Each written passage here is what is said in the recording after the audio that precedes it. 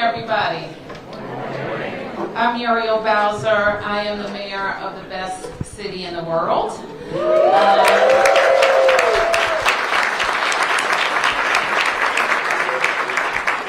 Let me start by recognizing the members of the Council of the District of Columbia who have joined us today, and I understand that at-large council member Kenyon McDuffie will help lead the council conversation.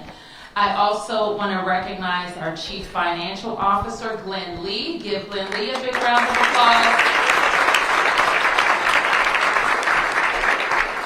We are here today in the beautiful Martin Luther King Jr. Memorial Library in downtown DC, and I am joined by members of my administration, and you're going to hear from them today. You'll first hear from the city administrator for the district and the my budget administrator, Jenny Reed. So we want to jump right into it. I want to let everybody know, but I'll warn you now, because we're basically talking about two budgets today, so it's a lengthier discussion.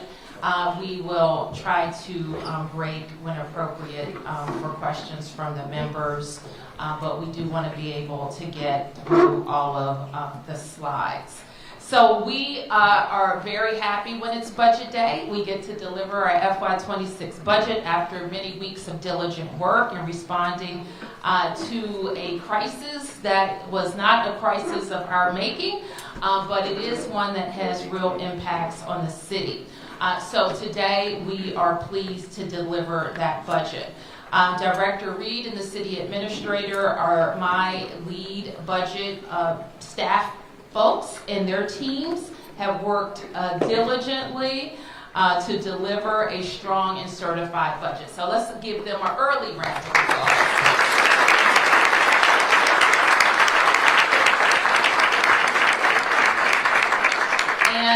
I want to call out at the offset that through their meticulous efforts, we have really blunted what could have been a catastrophic situation for city services this summer in fiscal 2025. We have been very focused on an FY26 budget that both right sizes our spending and invest in our growth. So you've heard me say this before, and you've seen these numbers. And I think it's safe to say that 2024 was a comeback year for us. Last year, we had the fastest population growth of any jurisdiction in America, and we're back over 700,000. We continue to be the fastest improving school district. Violent crime was at a 30-year low. Our park system for 5 years in a row has been ranked number one. We have 28 consecutive clean audits. Our tourism recovered from the pandemic. We balanced our 29th budget. We led the nation because of an innovative partnership with the private sector in commercial to residential conversions, and you'll like this, Glenn likes this one, we had 52 days cash on hand. So that was our 2024 comeback year. And then we got hit with the Doge economy. And we know what that has meant for the city, and we're just going to talk a little bit about the impacts. And I think I'm turning it over to the budget director, who's going to talk a little bit more about that. But you've seen the reports, you've read the articles that the CFO, with our most recent revenue estimate, has forecast that federal job changes could lead to 40,000 residents who lose a job in the next 4 years. And the impact of that change is $1.1 billion. You know, I also firmly believe that the decisions that we make together can change that trajectory. And that is what we begin with these budget investments. So with that, I'll turn to Jenny, and I think we're also going to hear from Glenn to talk a little bit about I don't know who's talking first, the 2025 supplemental and CR phase. Thank you, Mayor. So we normally just go through our supplemental very quickly in these sessions and get right to the next fiscal year. We're going to spend a few slides talking about how we got to the 25 supplemental. The very important thing to keep in mind is that there's more than one benchmark we had to really comply with.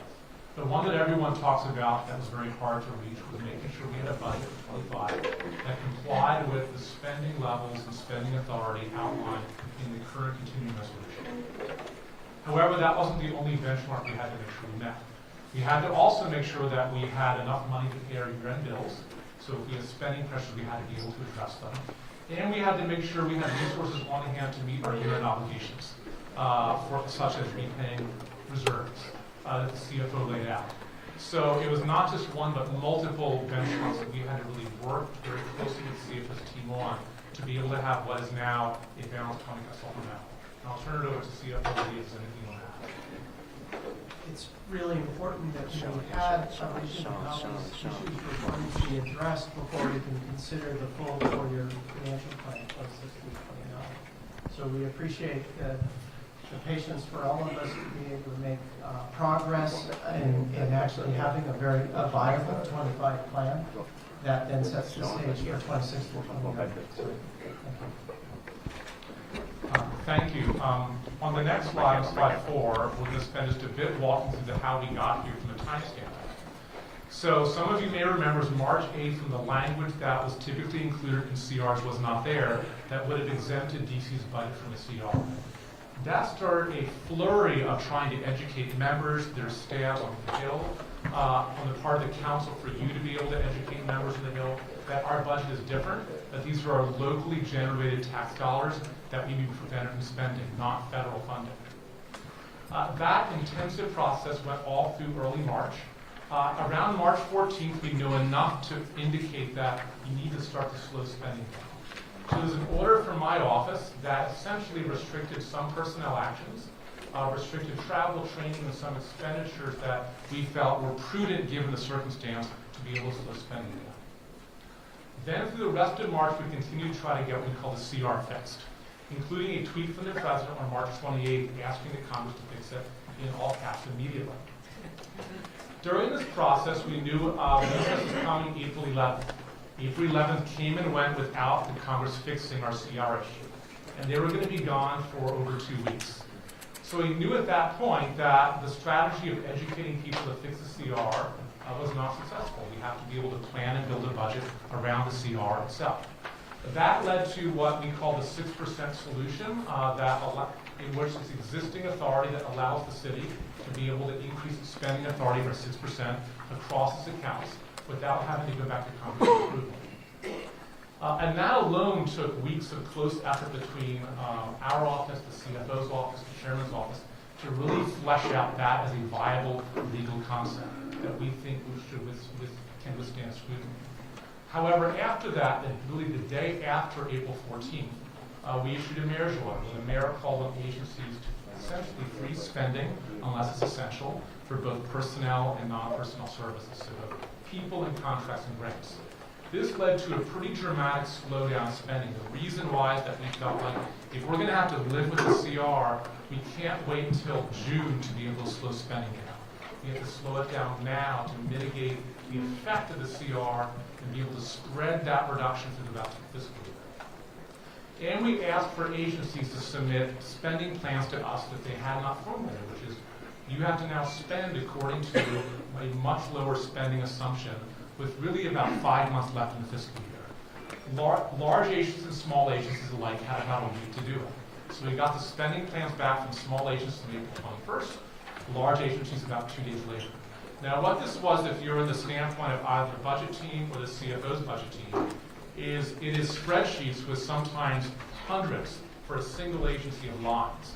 Each line is a person or a vacancy that has to get filled or not. And each line on a separate spreadsheet would be a contractor grant and the implications of pulling it back.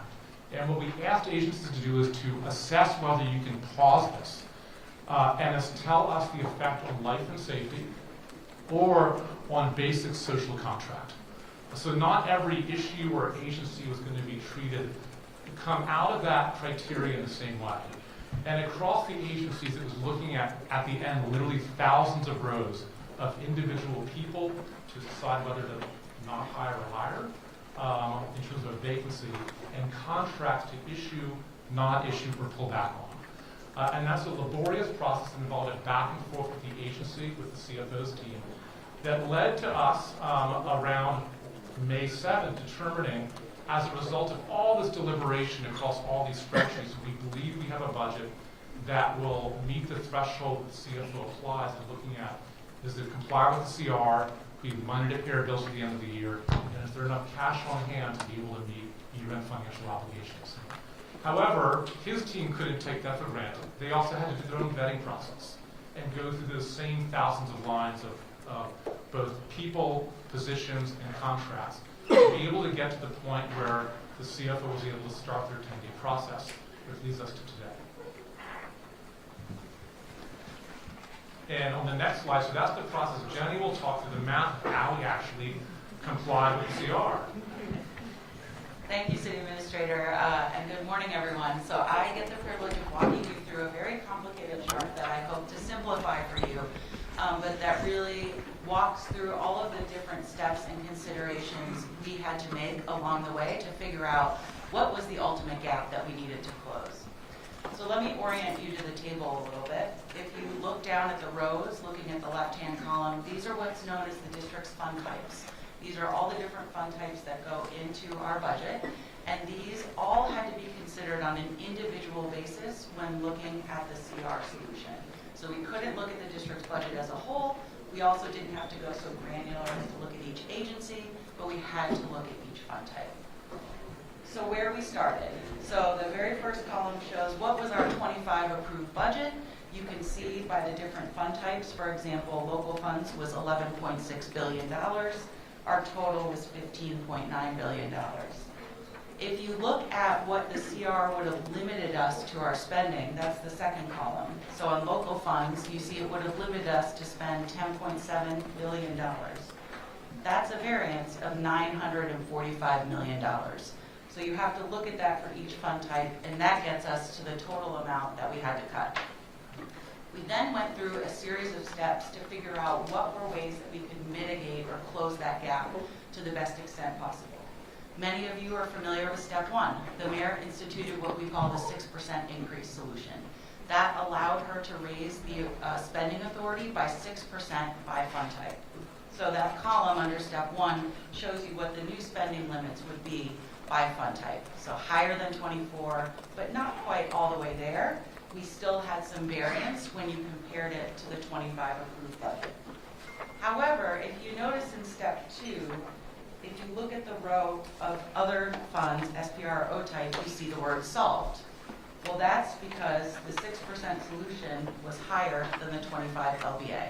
So we were set. We didn't have to worry about reducing that fund type anymore. The same was true for the enterprise and other funds. Then you had to take the additional step of making sure that the February revenue estimates supported the numbers under the 6% solution. Because if we weren't collecting enough revenue, there was no way that we could spend it. And so when you checked those line items against the February revenue estimate, you saw that we now added a third fund type that was solved for. That is the enterprise and other dedicated taxes. The reason for that is the February revenue estimate came in under the 6% increase, which was under the LBA. And that meant that that was solved. The reason that that came in under, by the way, is because the mayor paid off the WARF TIF bonds earlier because they were overperforming. So now we have 3 out of the 4 fund types solved. We then went to look at the dedicated taxes line. Many of you council members are probably familiar with the fact that a lot of dedicated tax funds come with their own automatic appropriation authority, regardless of what the LBA says that. A good example of this is the Housing Production Trust Fund. There's language in the Budget Act that says notwithstanding basically whatever revenues it collects, it can spend. So while we appropriate it at a certain level, if it collects revenues above and beyond the appropriation, even above and beyond 6%, the district has the legal authority to spend that revenue. So we examined each of these dedicated tax fund types. There's probably about 30 to 40 of them. And what we discovered is that there was enough there with automatic appropriation authority that we could now also solve for that fund type. So we've now solved for 4 of the 5 fund types. What we have left to solve for is local funds, and that was about $303 million. So if you jump to the right-hand side of the slide, you can see in step 7, we started with $303 million that we had to reduce, down from $1.1 billion.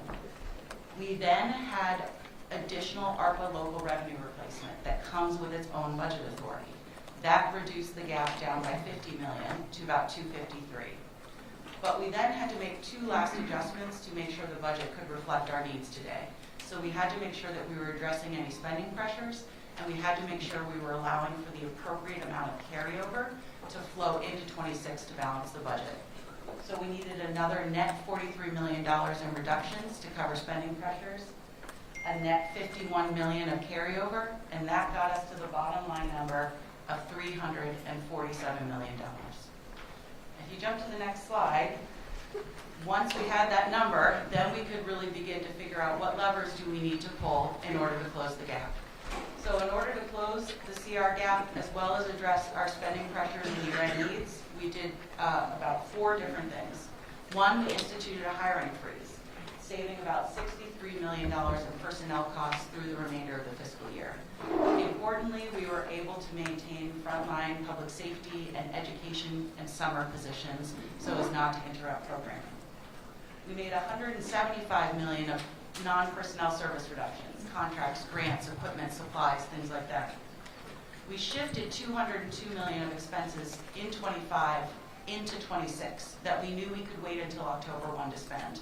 This was mainly in the workforce investment account that pays for our collective bargaining agreements and the Housing Production Trust Fund. And then we converted another $160 million of local funds into special purpose revenue funds, which also came with a higher amount of appropriation authority. Lastly, we captured about $117 million of funds, excess funds through special purpose and dedicated tax revenues. And all of that let us not only solve for the CR solution, it let us address our $167 million of spending pressures and our $180 million of year-end resource needs. So Jenny, if I could just jump in, because you've gone through the kind of the details of how we got here and the discussions that we had at the start of this, we have been able to allay, and we will not be recommending any furloughs or layoffs for the CR.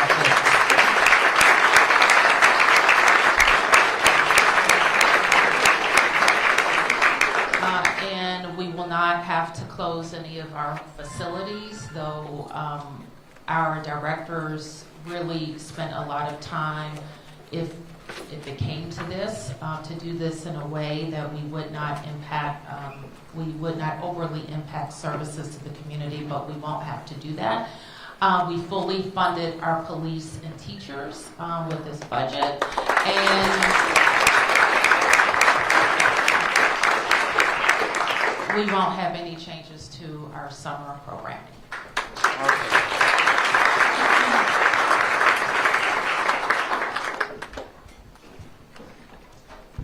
Mayor, that's the sort of the slide one that concludes our discussion of how we got to the 25 supplemental.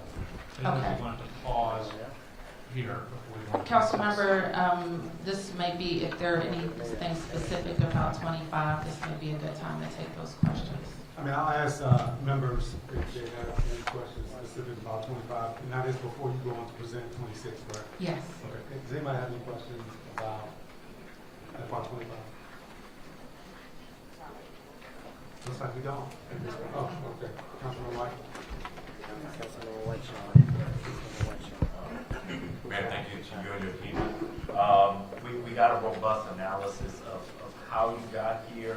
What I'm trying to figure out, we did have to cut a significant amount of money, and if you could just hone in on that for a bit, what is it that the city is having to cut? Well, the previous slide will show the gap that we're closing related to the CR and some of our end of the year needs. So specifically, we're pointing to $347 million worth of shifts or cuts. Next page. And when you add you're going to try to add up all of these numbers. It's going to be hard because they're shifts. Some of them are cuts, and we also have $180 million of year-end obligations that we added to our solve. So specifically, hiring freezes just for the remainder of the year gain us that $63 million, $175 million in non-personnel services reductions. Basically, these are shaves, some cuts, some changes to contracts and grants, and we will provide a full list of those to the council. We also shift, as Jenny has already mentioned, some of our workforce obligations into 26 and 27, or other obligations like HPTF, some projects that won't be ready until 27 get shifted there as well. So those are basically how we arrive at the reductions. And when will we get an understanding of the non-personnel reductions? We will provide it through your process, through your hearing process. I'm not sure which committee would take them up because they're across the government. And then the $117 million of excess special purpose and dedicated tax revenues. Can you say a little bit more? Sure, Jenny, if you would kind of highlight if there's some highlight there. Sure. So this is across all of our special purpose and dedicated tax revenue fund types, and this would be just excess that they collected but did not spend from a prior fiscal year. And so we were able to capture some of those resources and use them to address spending pressures in FY25. And when we submit the supplemental to you, you will see a full detailed accounting of all of those changes. Okay, I guess what I'm struggling with here is I very much applaud the services and programs that we won't have to cut. As I'm reading this,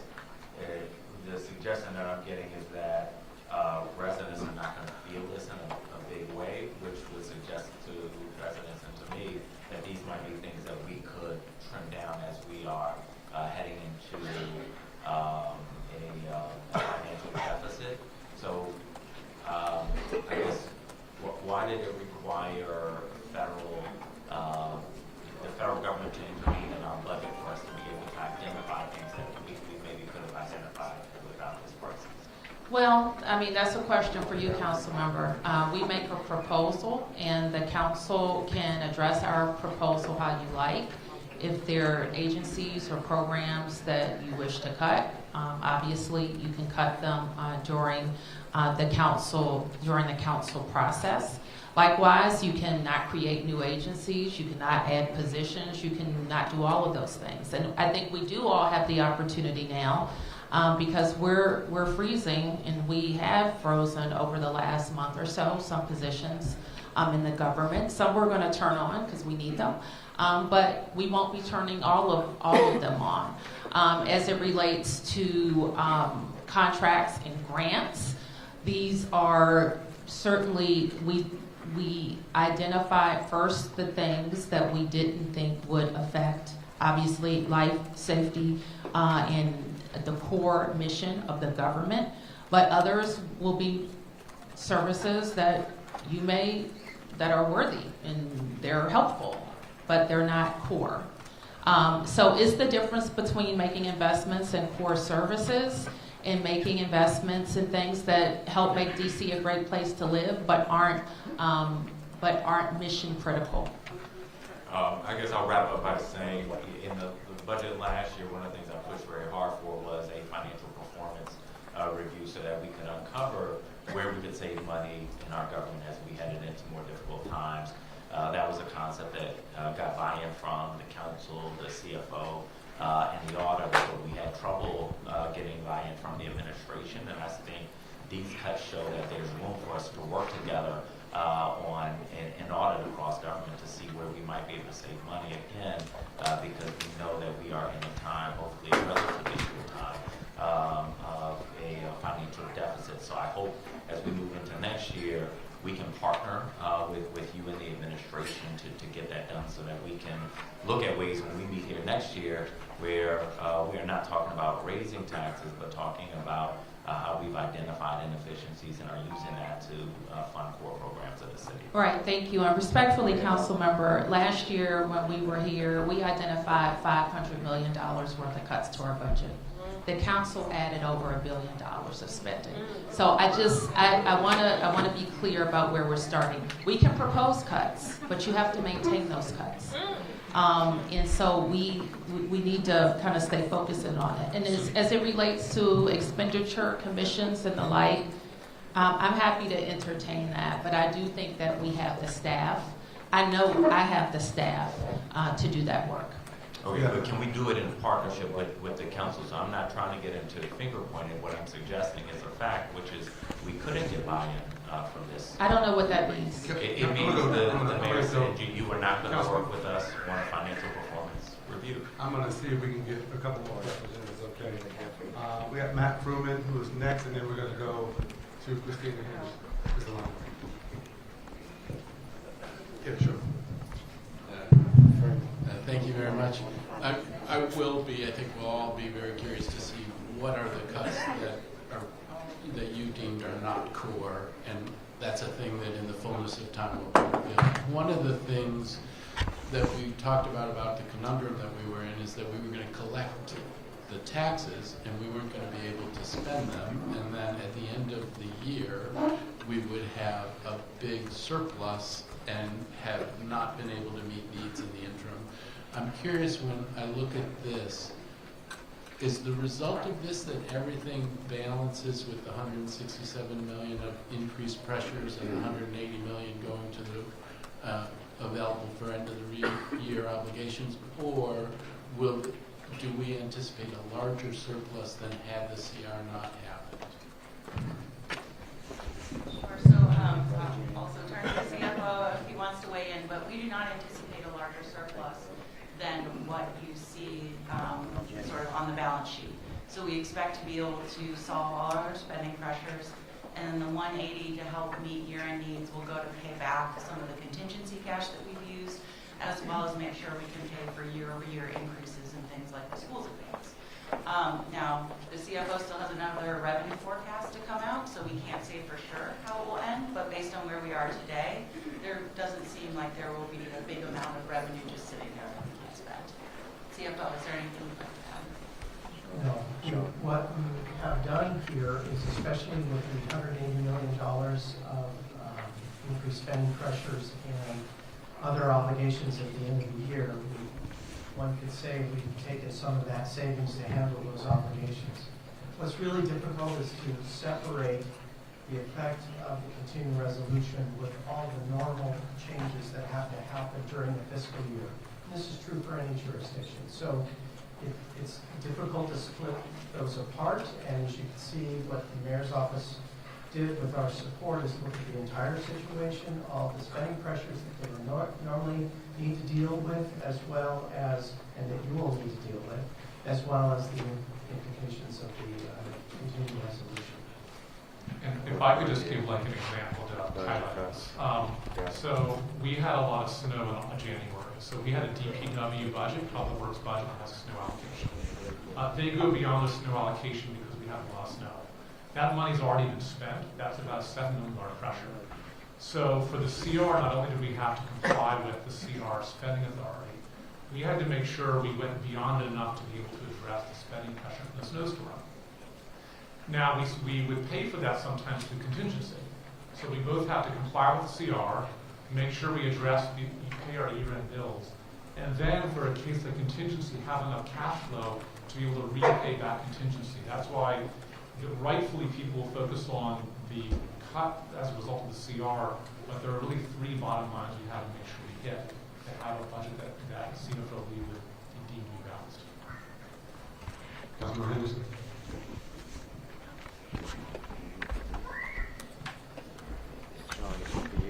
Good morning, Mayor. Thank you so much. Good morning, Councilman. I know one of the things that was really big in terms of FY25 was the use of overtime. We have we're about to hit a stretch of a number of large public events, parades and the like. But overall, heading into the summer, there are a number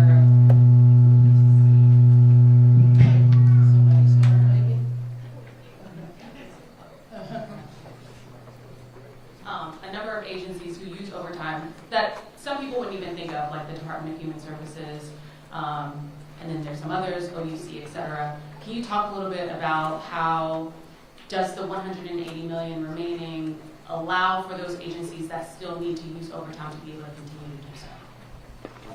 I can take that. So, council member, what you'll see in the supplemental budget is a both and. So we have added a significant amount of funding to many of our core agencies to address overtime that they've already, and we anticipate they already will incur. So Metropolitan Police Department, Department of Corrections, Department of Behavioral Health, Public Works, DYRS, many of those agencies.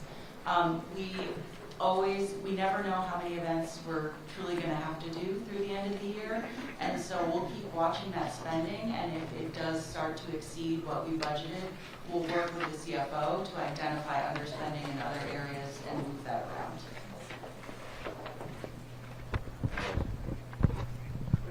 I think that's all we have. Sorry. Thank you. Good morning. Thank you, Madam Mayor and team, and congratulations. And I truly want to thank you all for the no furloughs and layoffs that you've been able to do. So many district workers were having anxiety about this in the last couple of weeks, and so really and truly appreciate it. My question is about, I know we have a hiring freeze of over $63 million in personnel costs. I know in the coming weeks you will make a decision about who will get, which agencies will have the unfreeze. And so I just wanted to ask sort of, what are you thinking about as far as what the criteria would be for agencies who are going to be able to have the unfreeze? And I'm really thinking about our mission critical agencies that have caseworkers and social workers that we want to make sure that their caseloads are not high. And so I just want, and traffic safety workers, we have a number of schools who want traffic guards. I'm thinking about those mission critical ones, sort of what's going to be those factors and how are you going to consider, and can the council be involved in the conversation of who's in the unfreeze list? I'll start with the end. So absolutely, like the baton gets handed over to the council, and no one expected we're looking closely at 25. We're happy, very open about the rationale and thought process we have. Also, things change in the city, so There could be a decision we made 3 weeks ago, if something changes this summer, we have to work with you for an adjustment. So you will find us very collaborative as you go through the hearing process. In the mayor's order, we're not going to lift the mayor's order by sending you the budget because we recognize that we still have a June revenue estimate. We want to be able to make sure there's flexibility, but we want to, take our foot off the pedal a little bit. So we will be allowing for more waivers from the hiring freeze and contracting freeze, but it will stay in effect because we want to be very cautious about our spending, given the uncertainty of the fiscal environment. And for social workers, we consider that a job in which the effect of freezing would have an effect on life and safety. That's right. But that's something that we will work with you and other members to sort of explain our thought process. And if anything changed in the city, work with you for adjustments. Thank you. Councilmember Allen has a question followed by Councilmember Barnes. Good morning. First off, I appreciate the work of you and your team. I mean, this is when it comes to the FY25 supplemental, this was a $1 billion hit that was thrust upon us, not of our own making, and I know your team has worked incredibly hard to come up. I'm sure, just like in the FY26 budget, there may be specific elements of the proposal we disagree with and we go back and forth on. That's not to take away from the hard work that went into putting this in front of you, so thank you for that hard work. The question I was going to ask is, if Speaker Johnson is good to his word and they actually do fix their mistake, how does this, would you expect to put the $1.1 billion and just unwind the decisions that you're putting forward here? How would you look at essentially repairing the budget should the House actually do what they should have done long ago and give us our money back? That is a logistics question that we only spend a little bit of time on. And we will continue to work with the Congress to get this reversed. So we will not take our foot off the gas as it relates to that. Because, we've already spent a lot of time talking about the weeks in time that we have invested in this process. But this is still a matter of the autonomy of the district's budget. So we will continue to work on that. And I would have to, Charles, think about how to work with you on work with the council on changes if that happens. Yes, thank you. Thank you very much, Mayor, and to your team and to the many, many hours that you've spent, I guess hours, weeks, months you've spent on this budget. It's intriguing, I must say. I love the little boxes that Jenny attempted to explain to us, and we'll get through it. We'll read it 5 times and then we'll have it. But I do have a question about the workforce investments, and particularly just wondered how the negotiations that our union members will be affected, particularly if they go to arbitration. I know that sometimes happens. So it's a good question. So, and I'll be as clear as possible in my answer. So, one way in which we were able to comply with the CR, as well as the year-end spending needs, is push out to FY26 our workforce investment funds. This means for any large contract, such as NPD's FOP, the funding for that would be in October at the new fiscal year, not this summer. That's a contract that is still in which we have issued a motion for reconsideration of the arbitration award. Moving forward for and there's an attorney's contract as well, that the funding to be able to pay for that, including retroactive pay, would be the beginning of October. That functionally allowed for us to be able to pull our spending down in 25, while impacting individuals not having to go to furloughs and decision closures. Now, moving forward for FY26 and beyond. So I'm not including attorneys, I'm not including FFAs. We had in the BSA something that I think reflects actual reality, including non-arbitration, which is that for unions that do not have a contract for 24 or 25, so past fiscal year, once we get to 26, the BSA would exempt the city from having to pay retroactive pay for those 2 years for any union that does not have an active CBA. So for a union that does have an active CBA, those obligations are met. For one that does not, we start in 26. And the reason I said we're trying to have a BSA reflect reality is that we don't have funding due to the layoffs and the revenue estimates. So had we gone to arbitration, there would not practically been funding in the workers' investment pool payout. It allows for us to begin with realistically negotiating for 26 and beyond. Thank you very much. I know that's such an important arena for us to consider, and thank you. Well, thank you for that. And let me just add to what Kevin has said. I take very seriously our obligations to our workforce, and our workforce has worked with us during the COVID times when we had to remake a budget in 30 days and delay some contract payments. Our union partners were at the table with us, and we'll need our union partners at the table with us. Okay, let's. Real quick Oh, question, sure. Just for Glenn, where does this actually leave our local reserves for this? This didn't affect our local reserves, and so effectively we expect roughly the same outcome as was at the end of last year, with the exception of contingency. And in addition, it also tops up the emergency fund. That's part of the $180 million as well. So the two federal reserves are addressed fully, but it does not affect the district's reserves. Thank you. So we will spend some time going quickly through the next few slides and then into 26 proposal. I'll be very quick. This is a slide to remind everybody that we're really dealing with two factors looking at 26 and beyond.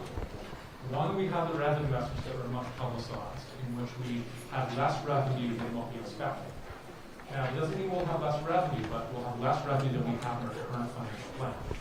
But the other part that is equally important is we still see cost growth.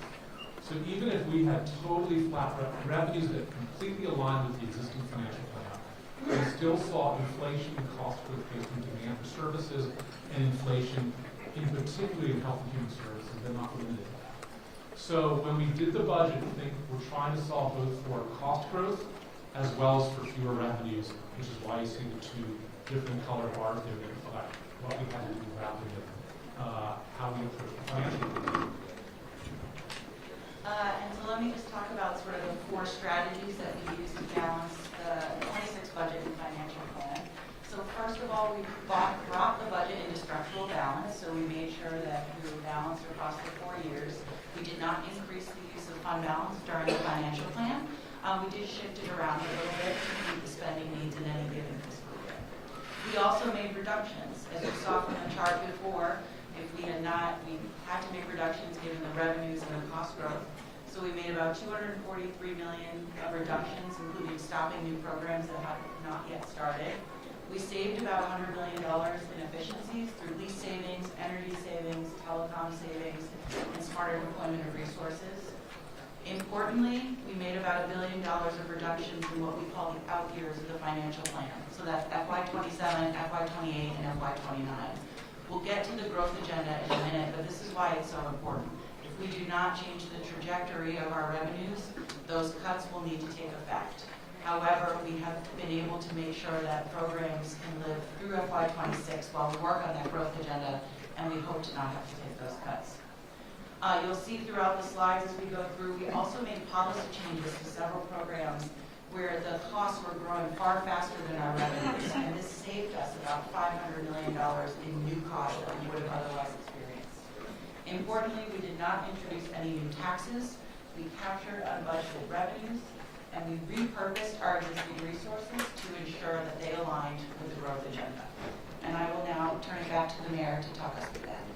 Okay, so I'll try to go quickly. You've seen some of this, but these are three important questions that guide my decisions on operating and capital investments. First one, does this investment keep people and families in DC and attract new residents, or attract new residents? Does it create economic activity to fund city services and programs? And does it attract new businesses and create DC jobs for DC residents? So if the answer to those questions is no, that's something that we look very hard at to see if we need to continue to do it.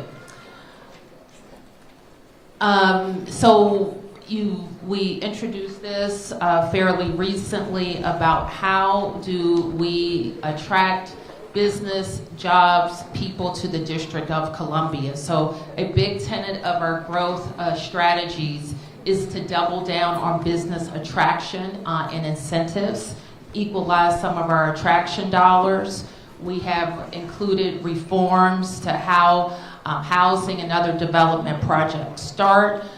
We have paused during this plan some of the BEPS and net zero requirements, parking requirements.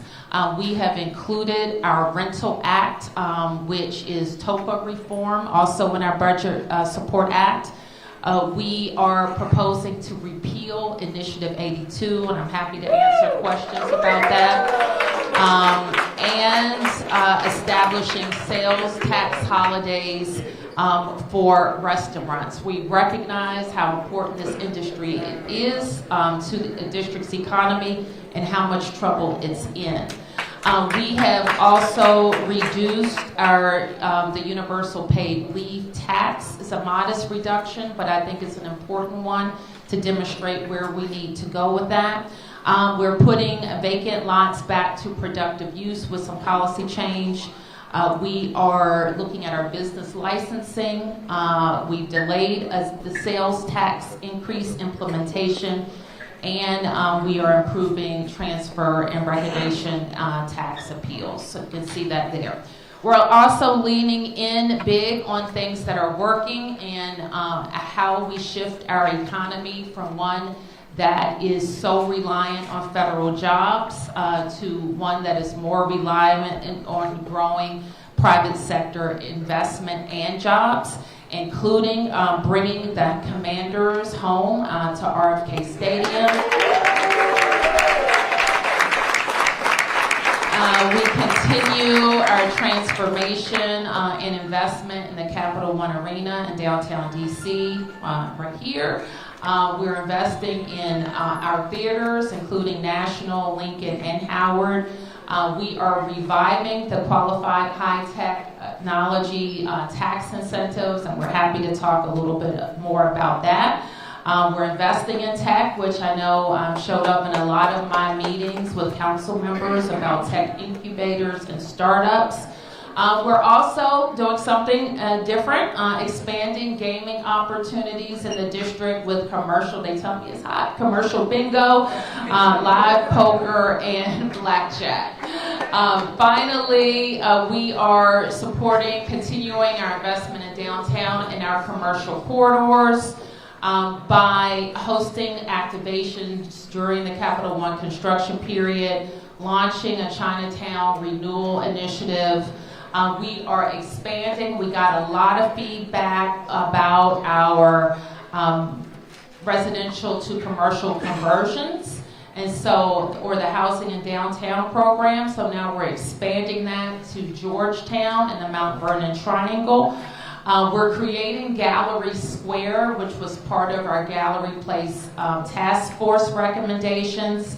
We're also looking, and we're going to say more later about our federal strategies, but we've included one aspect in this growth agenda, and that's a master plan for Southwest DC.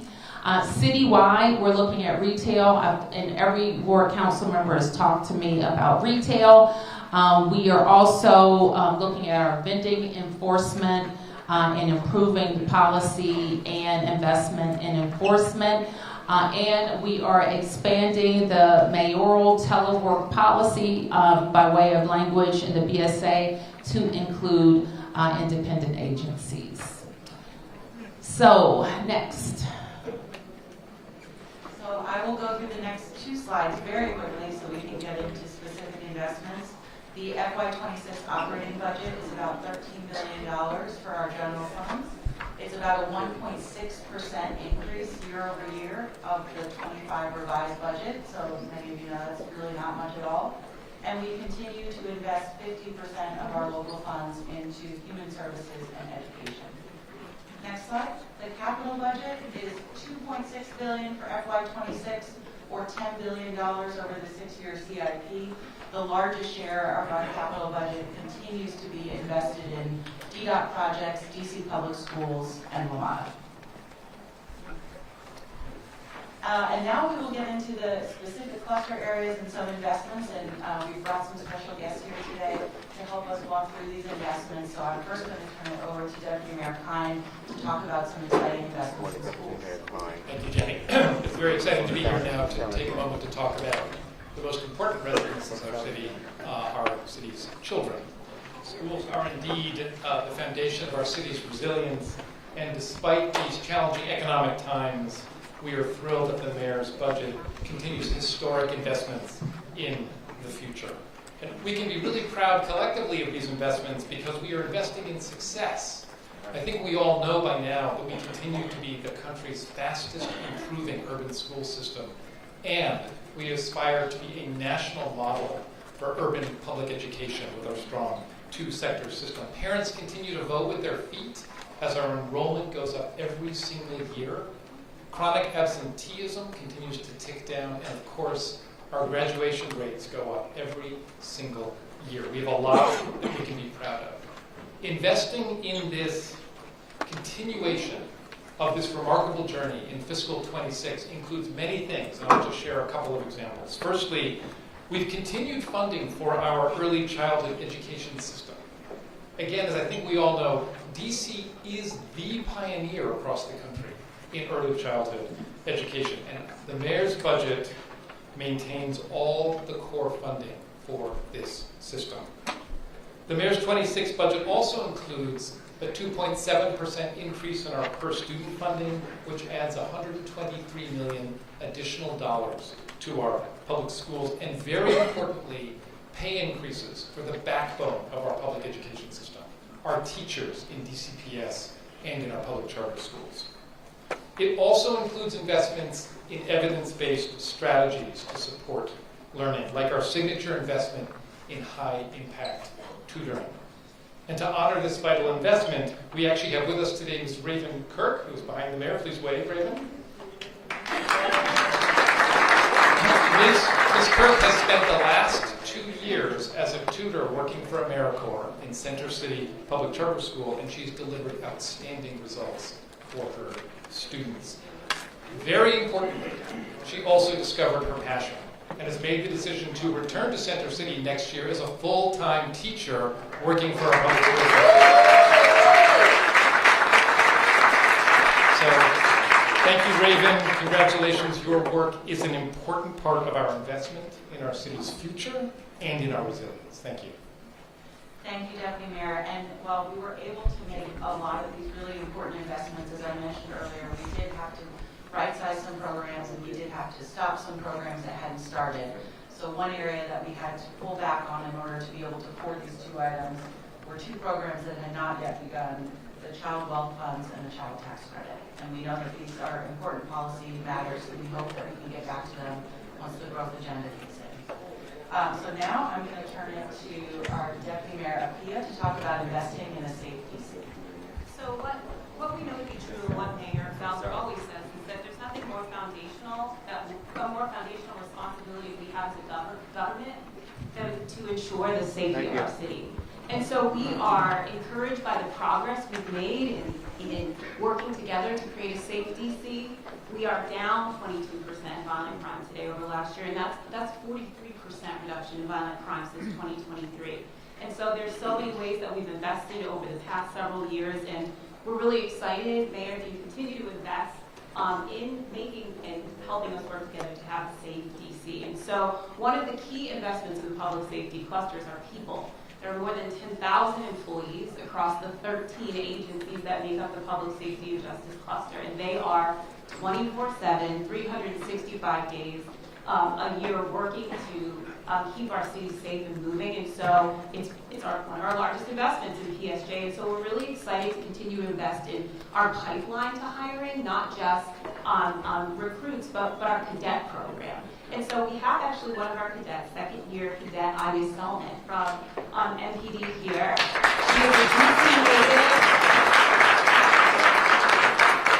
And we mention that because our cadet conversions are one of the truly one of our largest pipelines now into MPD, but we also continue to invest in ways to ensure that we are on our path to 4,000. We are committed to that, to ensuring that we have the number of officers that we need to keep our city safe. And so you'll see a $30 million investment in MPD hiring for more officers, but you've heard us say over the past several years that we have the force strength that we have, so it's very important that we continue to invest in technology as well that helps us to be able to continue to drive down crime. And so included also in that $30 million investment is for more crime-fighting technology and equipment.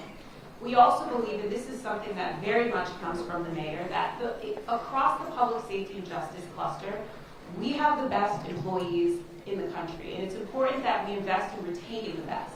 And so what you'll see here is something that's really exciting and important, which is a $1.3 million investment to raise the salaries of our 911 and 311 call takers, and to continue our recruitment and retention of highly skilled call takers and dispatchers at the Office of Unified Communications. We have made significant progress, and we are grateful for the work of the entire team at OUC, really our call takers and dispatchers who hang in there and answer the call every single day. And so we want to invest in them. And quite frankly, this puts us at the top of the nation in call taker and dispatcher and pay. So we have long time beaming behind us OUC call taker Ms. Johnson, who represents the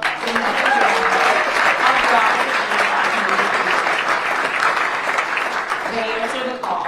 And so we are very, very excited about that. Another thing, you'll see a number of different investments here, certainly our fleet. Like we are people, we are equipment, we are technology in public safety and justice. So continued investment in our fire fleet with ambulances and fire trucks and our fireboat. Making sure that we have all of the fleet that's necessary to keep our residents and visitors safe, as well as additional investments for our MPD fleet as well. And then the third piece, beyond our people and our technology, is Mayor Bowser says, and this is true, that public safety it takes all of us to make our city safe. And so we invest heavily in grants and partnering with community-based organizations that help us at the Office of Victim Services and Justice Grants, where we have really $100 million in granting with community-based organizations. And several grants that we've started really in partnership with council, with new council member Pinto over the past several years, to equip a number of different segments of our community stakeholders to help us with community safety ambassadors, with cameras, with all sorts of presence and technology that has really helped us in, particularly in our commercial corridors. And so you'll see two of our grantees here, again, Price from downtown DC bid and Leona Agarides of the Golden Triangle bid, where we've made investments for the past couple of years that have helped us to really increase the safety in our commercial corridors. And so you'll see a continued investment in our safe commercial corridor grants. So we are excited in continuing to work together to drive down, not only to drive down crime, but to really create conditions that allow our city to thrive.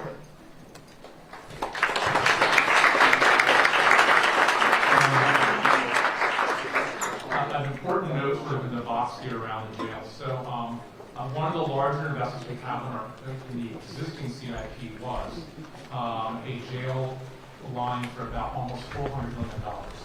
As the planning process has wrapped up, or starting to wrap up, it's clear to be able to build a jail of the size and quality needed probably involves $1.4 billion. So we would have to add about $1 billion to what is now a significant capital investment. That would probably take enough years to fit in over the course of 2 phases. And we're probably looking at budgeted within our CIP not being able to close the CDF for probably 10 or 12 years. We need to do something different. So we have in the budget funding to be able to finish the planning process that's been going on for at least a couple of years now. The capital construction funding in the CIP has been removed for the jail.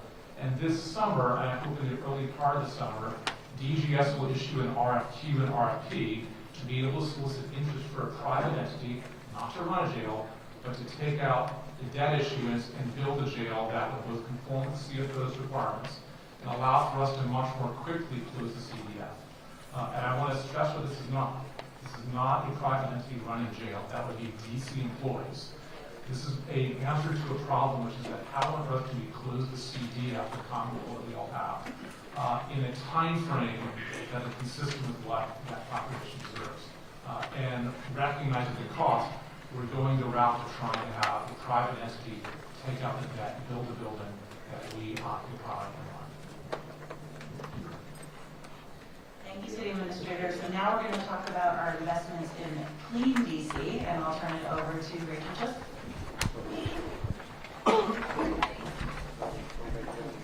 The Safe Urban Infrastructure Cluster leads the district agencies, communities, and the public, visiting public, in maintaining a clean and beautiful district. I'm going to highlight two investments that Mayor Bowser has made, has proposed in this budget. In November, the Department of Public Works continued the seasonal leaf employees into a team that is focused on ensuring the cleanliness of all of the corridors entering and exiting the city. We have increased that to 80 staff members, and the mayor's budget includes $4.6 million to support continuing those 80 staff as employees into fiscal 26. In addition, in the fiscal 26 budget, Mayor Bowser is investing in expanding our extremely popular curbside composting program to serve 12,000 households over the 9,000 households that we currently serve. Debria Lewis is here today from the Clean Corridor team.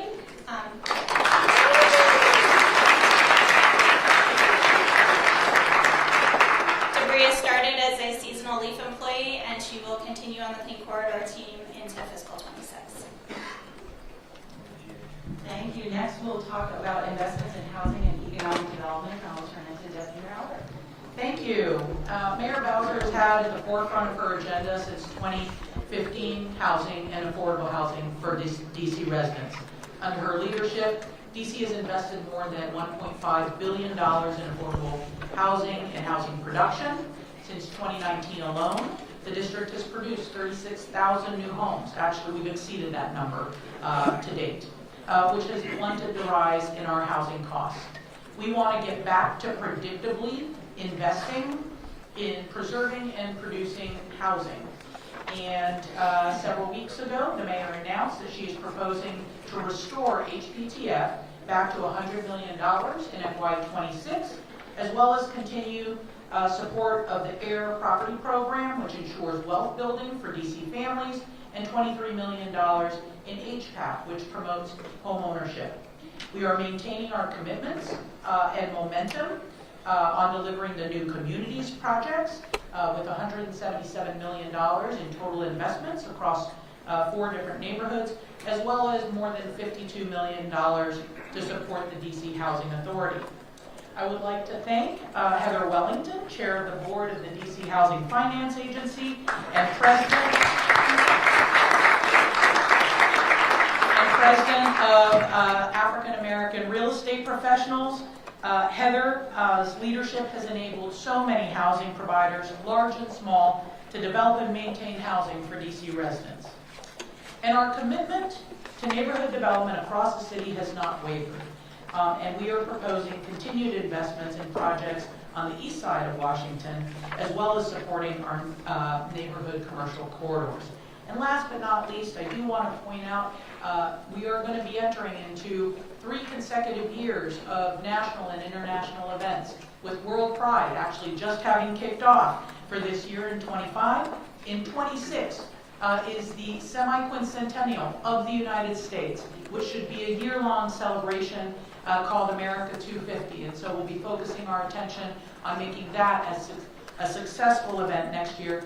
And then last but not least, if we think about the cadence of what we have coming up for our city in 2027 is the NFL draft.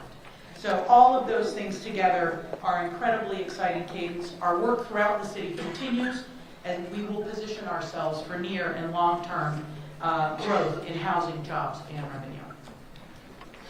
Thank you, Deputy Mayor, and we will now go back to Deputy Mayor Kine to talk about investments in our libraries and recreation centers. Well, it's a bit of a tag team here because I'm going to ask first our fabulous Executive Director of the Libraries to share with us some investments going on here at the library. Rich? Hi, everyone. Welcome. I'm Rich Reyes-Gavon, Director of the Library.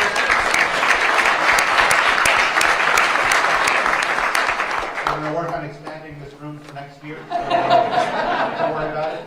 In any event, in continued support of DC Public Library's award-winning Facilities Master Plan Next Libris, we're thrilled that there's $166 million representing significant increases in the capital improvement plan to fully fund 6 new libraries in Chevy Chase, Congress Heights, Deanwood, Edgewood, Eckington, Rosedale, and Central Park.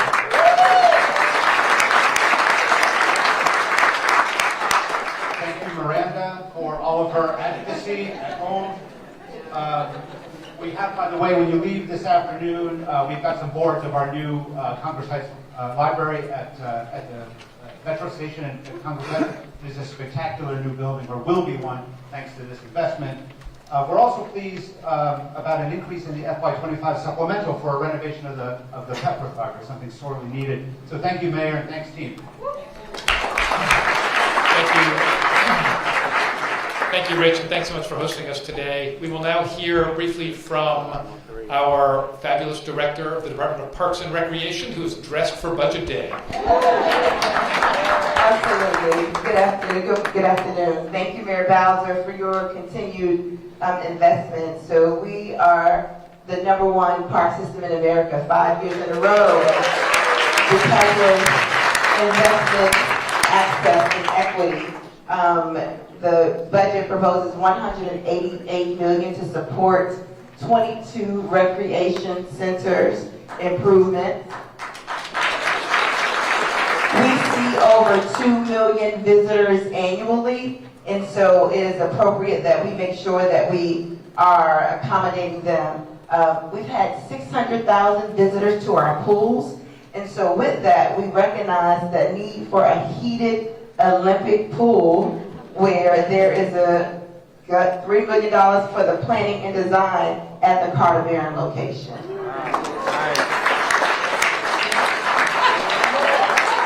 $26.3 million to support with capital improvements and HVAC and roofing and our playgrounds as well.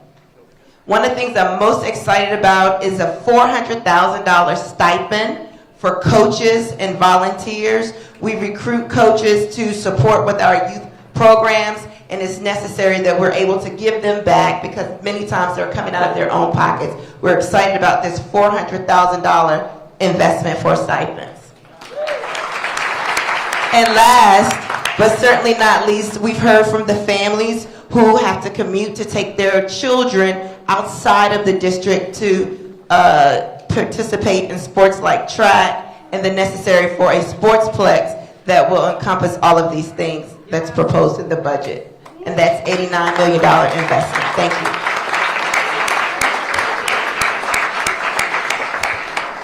Thank you, Director. Next, we will hear from Deputy Mayor Turnish for some of our investments in health. Thank you, Jenny. And let me apologize for my voice. I feel like I'm dying this day. I get sicker each day. I don't know what's going on. But this is a challenging time for. I'm sorry. This is a challenging time for our health and human services, especially healthcare, given what's going on at the federal level. The mayor was able to make some significant investments before having to deal with the challenge of right-sizing the budget. The list of those investments are in front of you. They are all significant. Certainly the $8 million that we're going to spend to handle the increased utilization for persons who receive care for their developmental disabilities. We had a major adjustment to the dental rate frankly hadn't been adjusted in years, and there's an $8 million increase in the budget for that. We also have money in to cover sickle cell anemia. And there's a wonderful new animal shelter you all have not visited. It is incredible. The director, Bennett, has done a tremendous job. $3.9 million. It's a beautiful facility. You should go visit it if you haven't.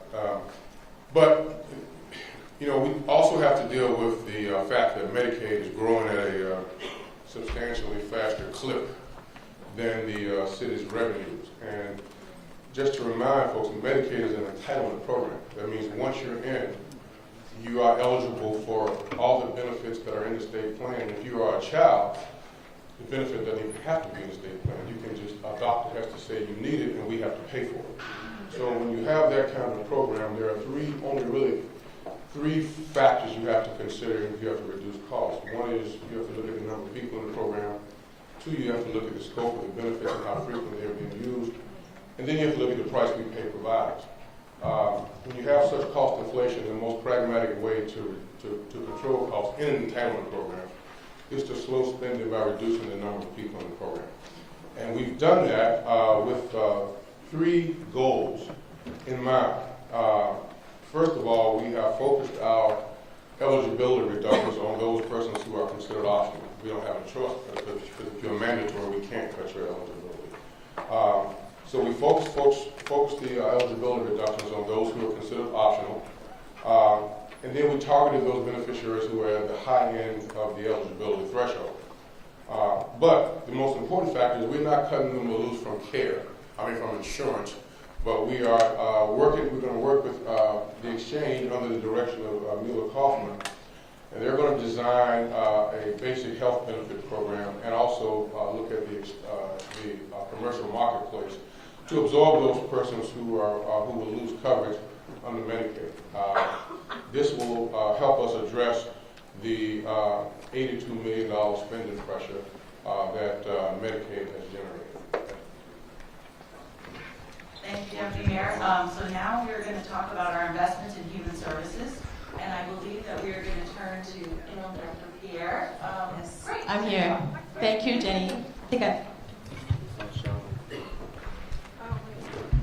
Thank you, Jenny, and thank you, Mayor. So DHS is excited that this budget continues the Mayor's investment in making homelessness rare, brief, and non-recurring, with an almost $90 million increase to support the continuum of care for homeless services. We will continue with 24 hours in shelter access and with our case management and improved services for shelters. We will continue to invest $8 million in permanent supportive housing for families exiting the homeless services system and through FRSP or short-term family housing. We are very excited that we get to increase and expand DC Flex with a $5.6 million investment. So this will support approximately 460 families to create new exit pathways to family exiting either short-term family housing and FRSP. So this budget, the Mayor's budget, reflects more opportunities for families and diversifying options for exiting the homeless services system for families.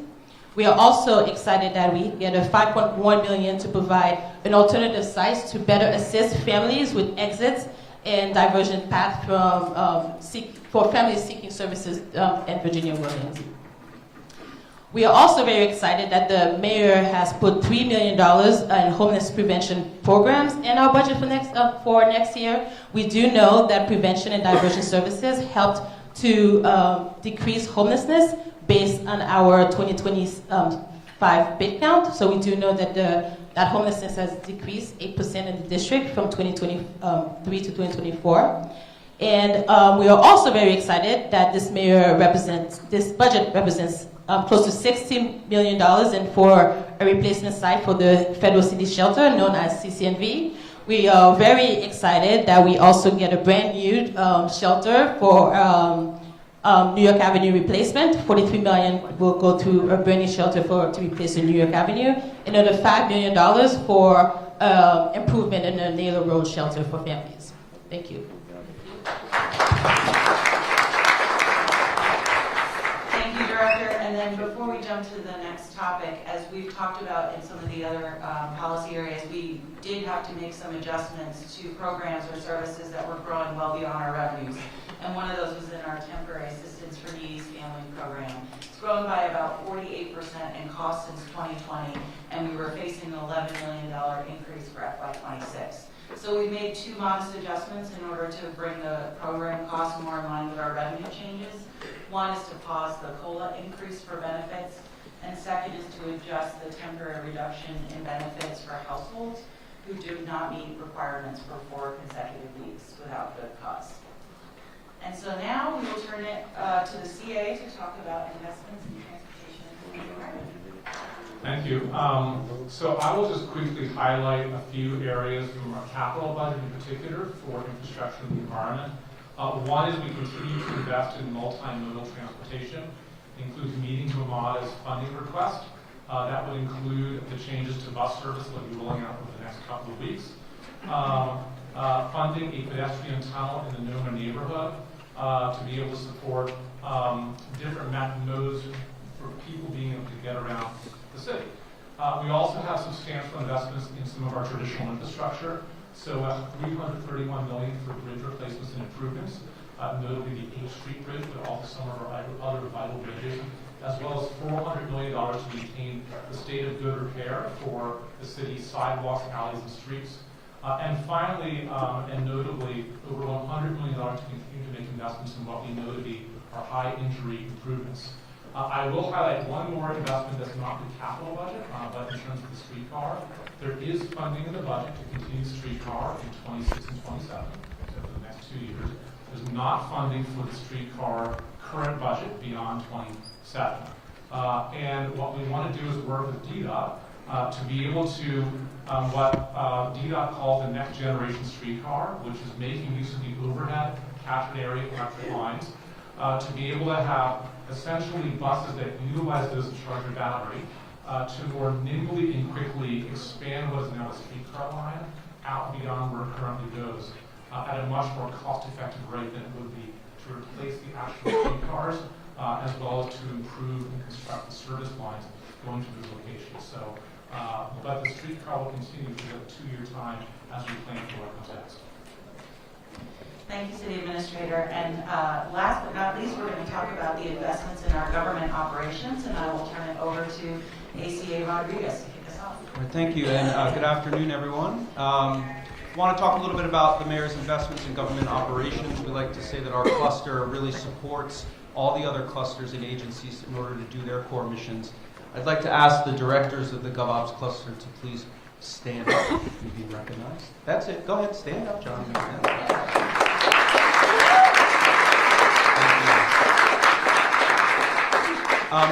Just to highlight some of the major investments that the mayor is making, particularly at our schools, nearly $8 million for repairs and maintenance. Even though school hasn't officially gotten out, we're already looking towards students' return in the fall.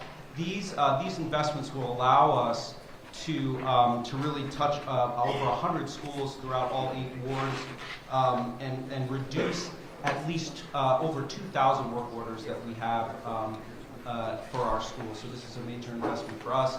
$17 million for critical system replacements at our over 700 owned spaces across the city.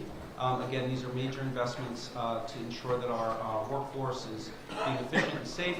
I want to talk a little bit about cybersecurity. Again, this continues Mayor Bowser's investments in cybersecurity as this city becomes more of a tech hub nationally and internationally. We want to make sure that doing business with the district is a safe bet.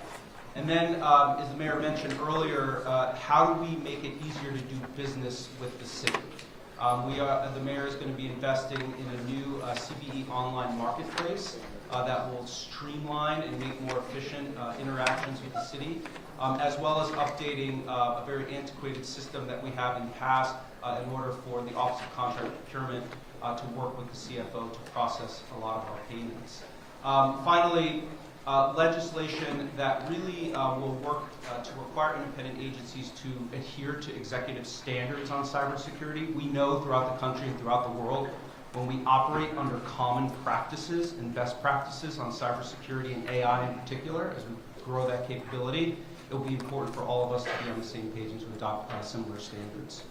Thank you, Jim. Thank you. And just before we wrap, there's two other items that we looked at for right sizing. One is to make sure that we had a home for the archives. As you all know, we talked about building a home for the archives at UDC. That is being repurposed, that site, to build student housing for our UDC students. We're very excited about. We're not going to forget about the archives, so we'll have a new home at the Charles Sumner School, which will be the front-facing archives. And then we have included $23 million to construct basically the storage facility for items that are not on display to properly house DC's archive material. And then lastly, as we all know, as we mentioned, we've had many challenges with overtime. You know, staffing and recruitment and retention are obviously very important, but we also noted that we needed to put some tighter restrictions on our own leave policies in district government in order to make sure we're not relying on so much overtime. So we've made some modest changes to the number of weeks for caretaker of a family, defining the family member to include the immediate family member, creating a waiting period, and a 12-week work commitment upon return. And with that, I'll turn it back to the mayor. Well, thank you. I want to thank everybody for their hard work and participation. Council members, I want to thank you and acknowledge your patience. We had some unprecedented things to work through, and I'm proud of the resolutions that we have arrived at and the proposal that we submit to you both for FY25 and our 26 proposal. So I will be open to any questions you have. I know that there are 11 council members present with 5 minutes. That's 55 minutes. And then I just heads up to the press that we will reset this location when I've concluded with the members of the council and be available for any questions then. Councilmember. Thank you, Mayor and team. Obviously, a lot to unpack in the FY26 budget, and the council is obviously going to go through our process of oversight and conducting hearings, albeit a truncated process given the time in which we received the budget, given those concerns and problems and issues created by officials in the federal government. But I do want to turn to my colleagues now to see if there are any questions. I see Brooke Pinto's hand. Zachary Parker will start with Councilmember Pinto. Thank you so much, Councilmember McDuffie, and thank you, Mayor Bowser, and your entire team for this budget. When I thought about this year's budget and looking through these slides to identify some shared priorities and think of things in 3 buckets: public safety, economic resiliency and growth, and supporting our young people and our seniors. And I'm thrilled to see a lot of investments in all of those categories. I want to especially thank you for the pay raise for OUC workers. That is so important. Enthusiastic to continue the discussions around getting students to and from school safely, Ward 7 and 8, as you identified in these slides. Want to flag just for everybody that the Gallery Square investments are extremely important to me as the Ward 2 council member. And so when we think about areas of movement, I really hope those can be maintained. It is extremely important for our residents, our families, and our tourists to make sure that they can move up from the mall. Thank you also, City Administrator, for talking about the jail and kind of a new strategy there. I look forward to continuing to work together to make sure that all of the hard work of so many of our advocates are honored who have been working on this important mission for many years for a new design. Look forward to continuing the discussions to make sure we can move forward with a new facility. I wanted to ask you about 2 areas. One is, what do you see as the role and intersection between our violence interrupter network and the hiring of police officers? I don't have the full ONE's budget in front of me, but I think there are some reductions in OAG's Secure the Streets program and ONE's, and as we talk about the role of violence interrupter, how do you see that fitting into this framework, this budget? And then I have a question about literacy investments and what ways this budget moves forward literacy investments for our kids, who are still really in need to learn how to read. Well, thank you, Councilmember, and I share your enthusiasm about the Gallery Square. It would be keeping faith with the commitments we made to the Gallery Place and Chinatown communities, and it's a contemplated synergy with the over $500 million investment we have in the arena. So it's very, very important. And we maintain our commitment to having a robust violence intervention network. And I will say Deputy Mayor Pia and Chief Smith have even more recently shared with me how it is helping with in certain neighborhoods with driving down crime. So we remain committed to it, and I'll ask the CA to address any dollars. I'll get more specific. There's no cuts in the 26 budget. I'm looking at Jenny to confirm. Small reductions that are not significant. In the 26, as you look at the out years, and I'm sure you should ask all folks to look at the out years, there are reductions as you look at the financial plan in the ones as contract with DI work. It is incumbent upon all of us, it's a very important investment to be able to look at where around all the prevention work at this point has its orders is tracing back like 8 or 9 years. What do we know has had an impact? What do we know sure has had an impact? And being able to make sure that the dollars go to where we have the largest impact. So I think there will be some deliberation we do across all the agencies working with your team. As it relates to the Cure the Streets work, we had funded,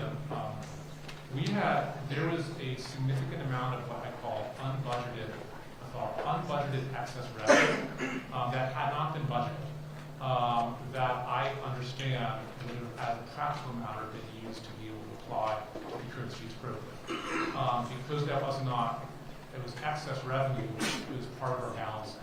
So as we work with you through the process, we'll have to look at the totality of spend across the OAG, the WAN's office, OBSJG, and other agencies that invest in prevention work to understand what's the highest best use of funding. And then if the economy grows, those out-year cuts don't have to be materialized.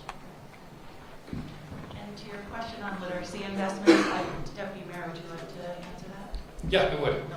Great. Thank you. Thanks for the question, Councilmember. We share your feeling the incredible importance of literacy. I mean, clearly literacy starts in the following ways. We know that our fundamental investments in our systems writ large are the things that cause our young people to learn to read, and in particular to read by third grade. So the sustained investments in early childhood, so young people are ready for school when they get there, both in the Pay Equity Fund, in the PKEY program, and in the subsidy for children. In our early childhood programs is a core part of those investments. The increases for our public schools, including our elementary schools, including the pay increases for teachers, we know bring the best teachers to those classrooms so that we're able to do that. We also understand literacy requires some extra work and extra energy, and so that's the reason the mayor decided to propose $3 million for high-impact tutoring, much of which is expended at the lower levels. We've sustained our investment in OSSI in high-quality instructional materials for the early grades for literacy. And as you know, we have provided funding for an on-demand structured literacy coursework available to teachers. So we feel good about where we are on literacy. I just want to follow up on that. Is that fair to say then that the structured literacy training put in the budget last year is maintained but not expanded? We have not repeated that because we have now provided on demand with that funding training that's available to all teachers. So we do not have the money for the stipends in the budget which we had this past year. Instead, we have chosen to invest in high-impact tutoring and the instructional materials now that that training is available to all who need it. Thank you. Thank you. Councilmember Parker. Thank you. Mayor and your team on the investments that you've made. I want to continue with the focus on education. I will say at the outset, though, I think the child tax credit is an investment that would, in fact, attract families and is a way of us investing and giving back to our families. I look forward to working with my colleagues to reverse the proposed cut included in this budget. when I look at the education funding generally, it seems like there's a level of instability in the out years. There is a reduction in the UPSF, it seems like by 3.8% in fiscal year 27. The pay equity fund is zeroed out in fiscal year 27. And so I know some of that, Jenny, I heard you mention earlier, the hope is that the growth strategies work, and the hope is that those investments are returned to these line items. Can you speak to what preparation, if any, you're looking to have, and I guess that's more so for the mayor, with our school communities, given that there's likely to be a significant reduction in investment in the out years, starting in fiscal year 27? I would highly doubt that that I would stand here as mayor saying that there will be a significant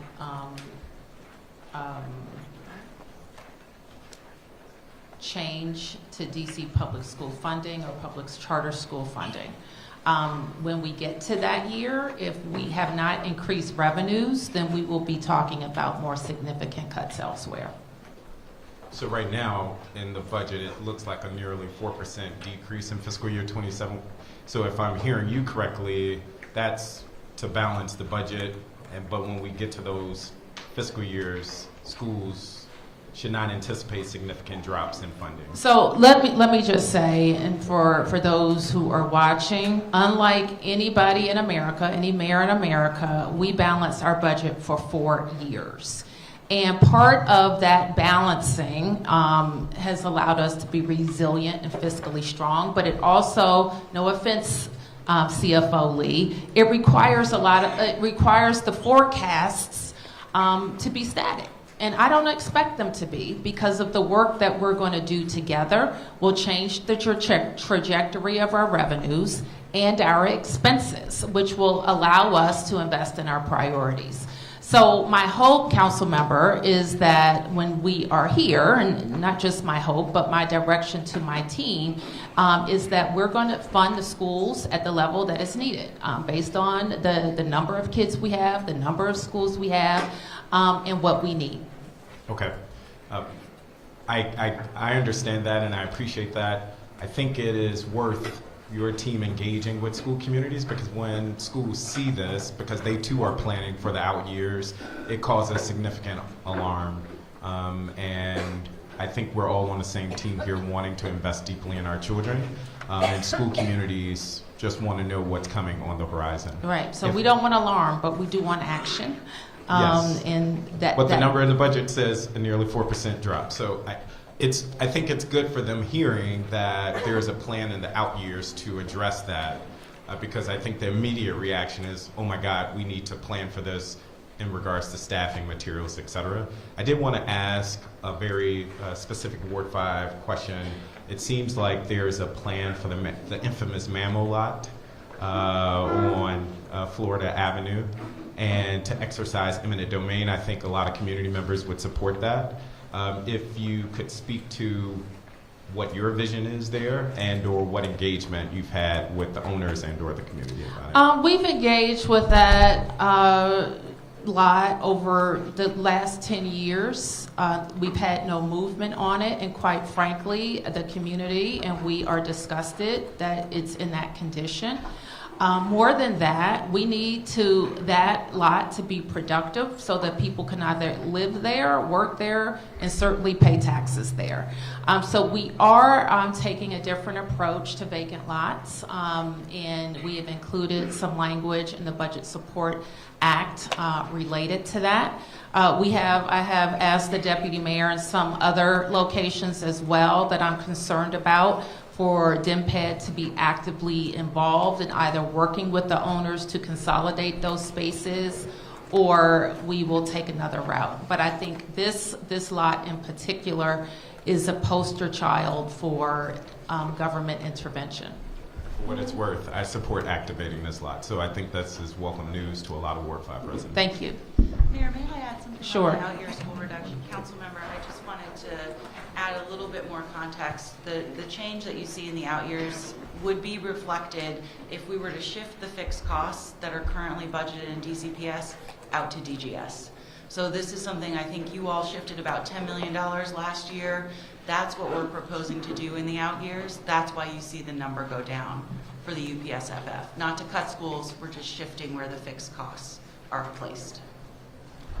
Okay, it's worth, I don't mean to keep going back and forth, but that's for one of our sectors. That doesn't speak to the pay differential for our charters. So is there a plan there? I think the plan is, as the mayor stated, we will, when we rebuild the budget for FY27, we will look at what schools need. Councilmember Allen. Thanks, Mayor. Again, you and your team put this together. Let's see if we get one. There we go. I did want to highlight one element. It's not the biggest item in the budget, but I think it's incredibly important. You identified the funding that you're continuing to put in for the heirs property program. Yes. On the legislative side, that's been a priority for me of helping reform our heirs property laws to help longtime families be able to build wealth in their homes, in our city. You and your administration made it a priority with these programs, so I just want to lift that up. It's not going to be the biggest item in the budget, but it is really deeply impactful and important for families, so I really appreciate that. I did want to ask a couple of quick questions. I'll try to move through them quickly. Obviously, we'll dig more into the budget later. But as it relates to the DC jail, moving out the $460 million in capital dollars, so we have the $3 million left. We had previously tried to look at a PPP, a private partnership, rather, it was not successful to move forward in that direction. A couple of years ago, I remember being in this room when you put those capital dollars in the budget and commented it's a bold step, it's a brave step, it's hard sometimes to fund a jail. Why do we think that a private partnership is going to be more successful this time than it was when we tried this in the past? Sure, Kevin. It's a good question. So, because I sat here in front of you talking about the original jail investment. So, we've had over the course of the past 2 months at least a couple of unsolicited proposals. And now we'll do an RFQ and an RFP, but it suggested that there is an appetite in the private market from a financing standpoint to be able to take on the significant cost needed to be able to more quickly build the jail. We didn't, honestly, in our process internally, we turned our attention to that, not at the beginning. But when the planning process has been going on for a few years now, really clarify the amount of investment needed to actually build enough beds to close the current jail, it went up to about $1.4 billion. So far more than we could do in a short time, what we could do in a very long stretch of time, 10 or 12 years. So we occupy buildings as the government that we run, we maintain, we run the services that we don't own, that we didn't build. And so we're looking at a model not dissimilar to how DGS has private entities fund the construction of a building that we have a long-term lease for, that we occupy as tenants of the building. And functionally speaking, those buildings, there is no market outside the government for the occupancy of the buildings. So we recognize there's an appetite in the private market to be able to take on this size investment. And I think 8 or 9 years ago, or 6 or 7 years when we looked at it, we were looking at having full ownership and having the actual the asset on our balance sheet. I don't think we're looking at that now. And we, through DGS, have, I think, enough of a track record of having someone else construct a building for which we were the sole occupants, that in working with the CFO's team as we move forward, we will get the rules of the road and comply with the rules of the road. But there seems to be an appetite to take it on, and I think that's how we get the villages close to fastest. Thanks. Look forward to trying to think through how that could be successful. Thank the other you. piece, I am concerned about the cuts to TANF, the cuts to Medicaid, the cuts to paid family leave, the cuts to child tax credit. In my committee, I'm also really concerned about the cuts to the DC Green Bank, which looks like it's a 92% reduction, which all but eliminates the funding for the Green Bank, Green Finance Authority. This is an agency that we use to help build affordable housing, help lower utility costs. I would like to, I'm not going to support a cut like that. I also think there might be other models that we can think about around how to finance the work that's taking place there. I think the district could issue a green bond. I don't want us to cash out our energy and environmental goals in a tough budget, and so I want to flag that as something that's really concerning, because I think the DC Green Bank has proven the ability to help finance affordable housing maintain and lower utility costs to maintain that affordability. So that is a cut that's deeply concerning to me. And then the last question I'll ask on the streetcar recommendations. So removing the funds to expand east, but maintaining for the next 2 years, I think is what you said, for what's there right now. Last year we eliminated the DC circulator. Why would we go down the road of thinking about how to create a standalone, or continue to do a standalone type of transit link or network, whatever we want to call it, next generation streetcar or bus, rather than work with WMATA to think about how to really amp up what our WMATA bus services, dedicated bus services could be there to go down Benning Road, expand east, connect to Union Station. Perhaps that's what the DDOT study and evaluation is going to look at, but that gives me pause just going through the experience we just went through of shutting down the circulator. It is our intent to work with WMATA. So I think and I'll sort of clarify, when we ended the circulator service, as you know, we paid WMATA in additional funding beyond what would be in our normal bus obligation to be able to buy back either portions of those routes or the entirety of those routes. So we had a collaborative partnership where as we sunsetted circulator, we also paid an additional amount to be able to have them operate effectively bus service they would not normally have operated but for the closure of the circulator. So a streetcar, and this is sort of, there's a savings and a cost avoidance. The cost avoidance is inflation that I talked about. So we looked at the cost of, we have to replace the streetcars, they're old enough. We have to replace part of the track, we have to expand the track. When we added all that up together, it was hard to expect that for us to clear it in for it to sustain even a council year.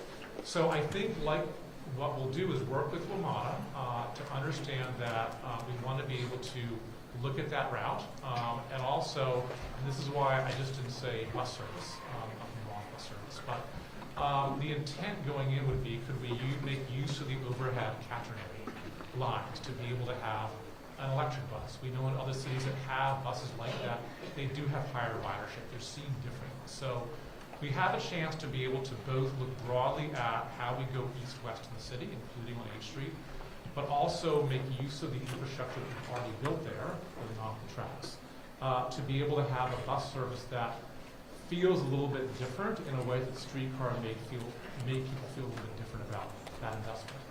And we knew the budget probably could not sustain the capital cost needed to really buy the new cars and extend the track over the course of the 6 years. All right, thanks.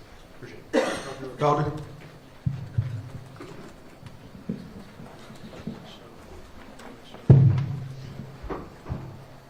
Well, first and foremost, thank you, Mayor. Kudos to your team for this, putting together this budget. I know it was an arduous task, having an opportunity to work on the executive side. I understand the many vicissitudes that go into putting a budget to this level together, so I just want to commend you guys. I do see that the proposed Ward 7 investments thoroughly pleased. I appreciate you, Mayor, for your commitment to Ward 7. My council colleague, Alan, he asked one of my questions, but I just have a follow-up question. I know, Mayor, when you said you were putting this budget together, you focused on the growth agenda, and you categorize questions that, does it keep our families safe? Does it create economic activity? Or does it attract businesses? Could you speak to any thought to how do we protect and invest in our low income and most vulnerable residents during this budget cycle? Well, thank you, Council Member, and we are focused on that in every cluster. You heard some of the investments already that we've talked about with schools and housing. I remain committed to growing more affordable housing in the district and home ownership opportunities and jobs for DC residents. So our growth agenda is aimed at attracting more jobs to DC across the sectors to employ DC residents. We continue to invest in our Department of Employment Services and infrastructure training for DC residents to match them with opportunities in our city.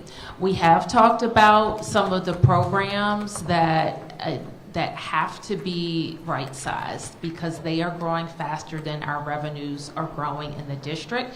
And we think that we can do that while making sure that our residents are not only being served, but are growing in either in their profession, in their training, and having increased housing opportunities. So we continue to look at that.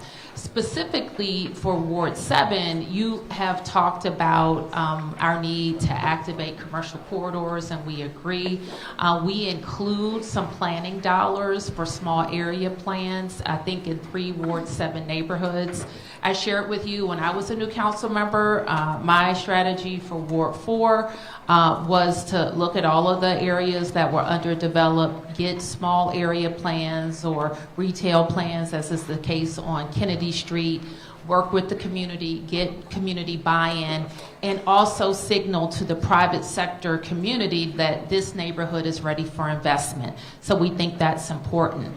And obviously the investment in RFK is a big, big thing for Ward 7, and not just at the RFK site, but we know the activity there and the private dollars that are being attracted to that site will continue to spur interest in underdeveloped parts of Ward 7. So we think, and I know that you all probably have the experience that I had in talking to people, they know about the sites, they're starting to be interested in the sites. Some people we have to re-interest in other sites, but we will. Thank you, Mayor, and I look forward to working with my council colleagues throughout this process. Thank you. Councilmember Fruman? Thank you very much. One of the compass points is whether or not an investment will attract residents to the district. I will say that when I saw the outdoor heated swimming pool in Carter Barron, I texted my out-of-town children in hopes that they will would move have back. that. Good. We'll take them. All Frumans welcome.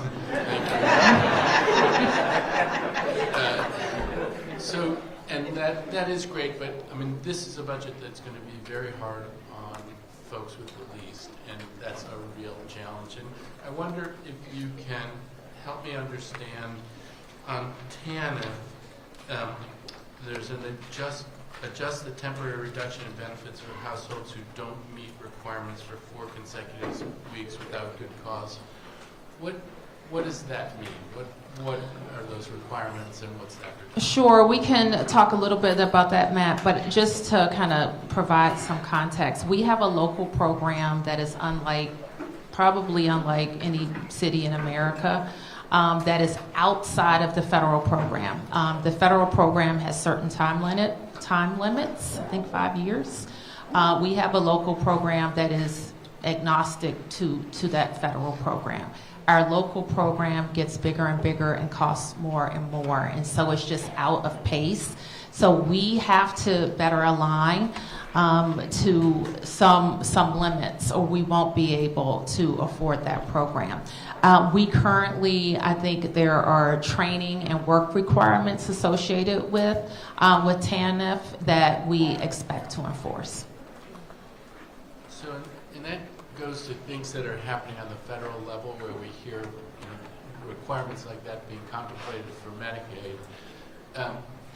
What kinds of investments are we making in this budget to try to help connect people to work? Because I think there's going to be more reliance on that for lots of things, including what we're doing locally. What are the pillars in this budget that you think go to that? Well, I think that we, in this budget and with more work that we're going to be doing together around our federal strategies, we will be connecting DC residents to work, including people who this may be their first time looking for a job in 10 years. And we want to make sure that we have some strategies to keep them in DC and to get them reemployed in high growth sectors where they're earning good pay, and that's important across the board. Similarly, we are making sure that our residents, and I'll spend a minute talking about why I think I-82 is so important. because we know that service industries, hospitality, restaurants employ a lot of DC residents. Last year, we lost 1,700 jobs in hospitality, and other DC residents working in restaurants saw reduced pay. And so we think it is very, very important to address this policy matter and repeal 82 to keep people in good paying jobs and attract other DC residents to those jobs. Have anything else we want to highlight? Okay, go ahead. Sorry. Thank you for that. I do think that it's important for all of us to really closely dial in on the data on this question about restaurant jobs and what's been happening. So we welcome that. We need to debate it right now. Okay. On the Medicaid side, I hear my father saying, like, when something seems like it costs nothing, be worried about it. But on the Medicaid side, it looks like we take folks from 138% to 200%, and it's not that they lose coverage, it's that they go to another place, and yet there are savings, and we're presumably paying for them to be covered in that way. Where do the savings come from? Is it a reduction in benefits? How do we get savings from that move from one pot to another? The savings come in two forms. If they go to the commercial marketplace through the exchange, there is no local cost. They get a premium subsidy based on their income. Their premium is capped as a portion of their income, up to, I think, 8% if you're up 400% of federal poverty. So we don't pay anything for that. It's a federal premium subsidy. Yes, it's a tax credit. And then if they go to the basic health plan, that will be designed by the exchange. They can make it look just like Medicaid. They can use the Medicaid infrastructure. They can reduce co-payments. But none of that costs anything local. It's all federal cost. As long as the cost doesn't exceed 95% of what they would have spent if they were in the exchange. So we avoid any local costs, and roughly the same coverage could be possibly available. All right, thank you very much. We have Councilmember White, followed by Councilmember George. Thank you again, Mayor, to you and your team. I'm very concerned, as I know a lot of people are, with dissolving PKEEP and the Pay Equity Fund. But Councilmember Parker raised those, so I won't re-raise those. But there's also a cut of $7.2 million in operating money that I put in the budget last year for public housing. How was that cut determined, and what impact do you see it having? Councilmember, I believe that money was put in for maintenance and repairs, and part of the concern that we had about that investment was not the investment itself, but of how it sort of started to walk the line of DC Housing Authority becoming a component unit of the district, and some concerns that once you get into the ongoing operations and maintenance, it starts to blur that line a little bit. So we'd be happy to talk to you afterwards about some other ways that we could look at investments there. Also, I know the Housing Authority, as of right now, is also, because they haven't been able to fully staff up to where we want to be, is currently operating with a surplus. Okay, so you don't believe the Housing Authority would be able to spend that money? I mean, I think she's already addressed the question. There's surplus available. But that's a different question. So specifically, you don't think, Mayor, that the Housing Authority would be able to spend that money on repairs and maintenance given the significant backlog? I don't think it has. Okay, it hasn't, but can it? So before we cut the money for next fiscal year, we've got to answer the question of whether or not they can spend it, because we know the need is there. So I'm trying to make sure we're as clear as possible. Yeah. I think I've been clear. I think it hasn't spent it, and it has surplus to spend before we invest anything additional. Okay. Well, let me know the significant concern, because there has been an uptick in fixing issues, which means that I believe that they will start to accelerate spending. And there is, as all of us know, a substantial need for repair and maintenance in public housing. There's also a significant cut for emergency rental assistance. We work cooperatively across the government to tighten that program to ensure that the folks getting it are the ones that qualify. We also know that housing is just expensive and people are running into emergencies. So if you could talk to me about that cut, because again, it is substantial, and if we look at 2 years ago, it starts to get more substantial. So what you're referring to, there was no reduction to the baseline budget for ERAP. So the baseline budget has always been around $7 to $8 million for emergency rental assistance. What happened was there was one-time funding added last fiscal year that didn't recur. And unfortunately, we faced that across a number of programs. And given the fiscal situation that we're in, it was impossible to put back every dollar of one-time funding. That being said, we do know that there is housing issues that folks are facing, and so you saw the mayor put in additional investment of $2.9 million into the homelessness prevention program. We believe that the homelessness prevention program is a better targeted solution to avoid families experiencing homelessness, because it gets them upstream as opposed to when they're facing eviction. So ERAP kind of was the only tool for a long time, but it got to people too late. We're trying to invest in other tools that are farther upstream so that we can really reserve ERAP, emergency rental assistance, for people truly experiencing emergencies. Okay, but the homelessness prevention was a different category of folks. That's folks who are not housed, and this is people who are housed, who we want to keep housed and keep out of our homeless system, because it becomes incredibly expensive once they get there. So I'd like us to talk more about that, because I could see it creating more costs for the district. On the growth agenda, I mean, we heard, and you said, Mayor, that the CFO projected that we could lose as many as 40,000 DC jobs as a result of some shifts in federal policies. For the growth agenda on page 10, have you projected the number of jobs that you believe will be created from this? Yes, Deputy Mayor. I mean, we will have to work very hard. Let me just be incredibly clear. We'll have to put all of our resources to retaining and attracting new businesses. But we are estimating that if we fully fund the growth agenda, and then we will continue to contribute to that, that we could replace the jobs that are being lost in the next 4 to 5 years. Okay. If you could share the data for that, because I am concerned, as I know you are, both about the job losses, but also about the vacancies downtown.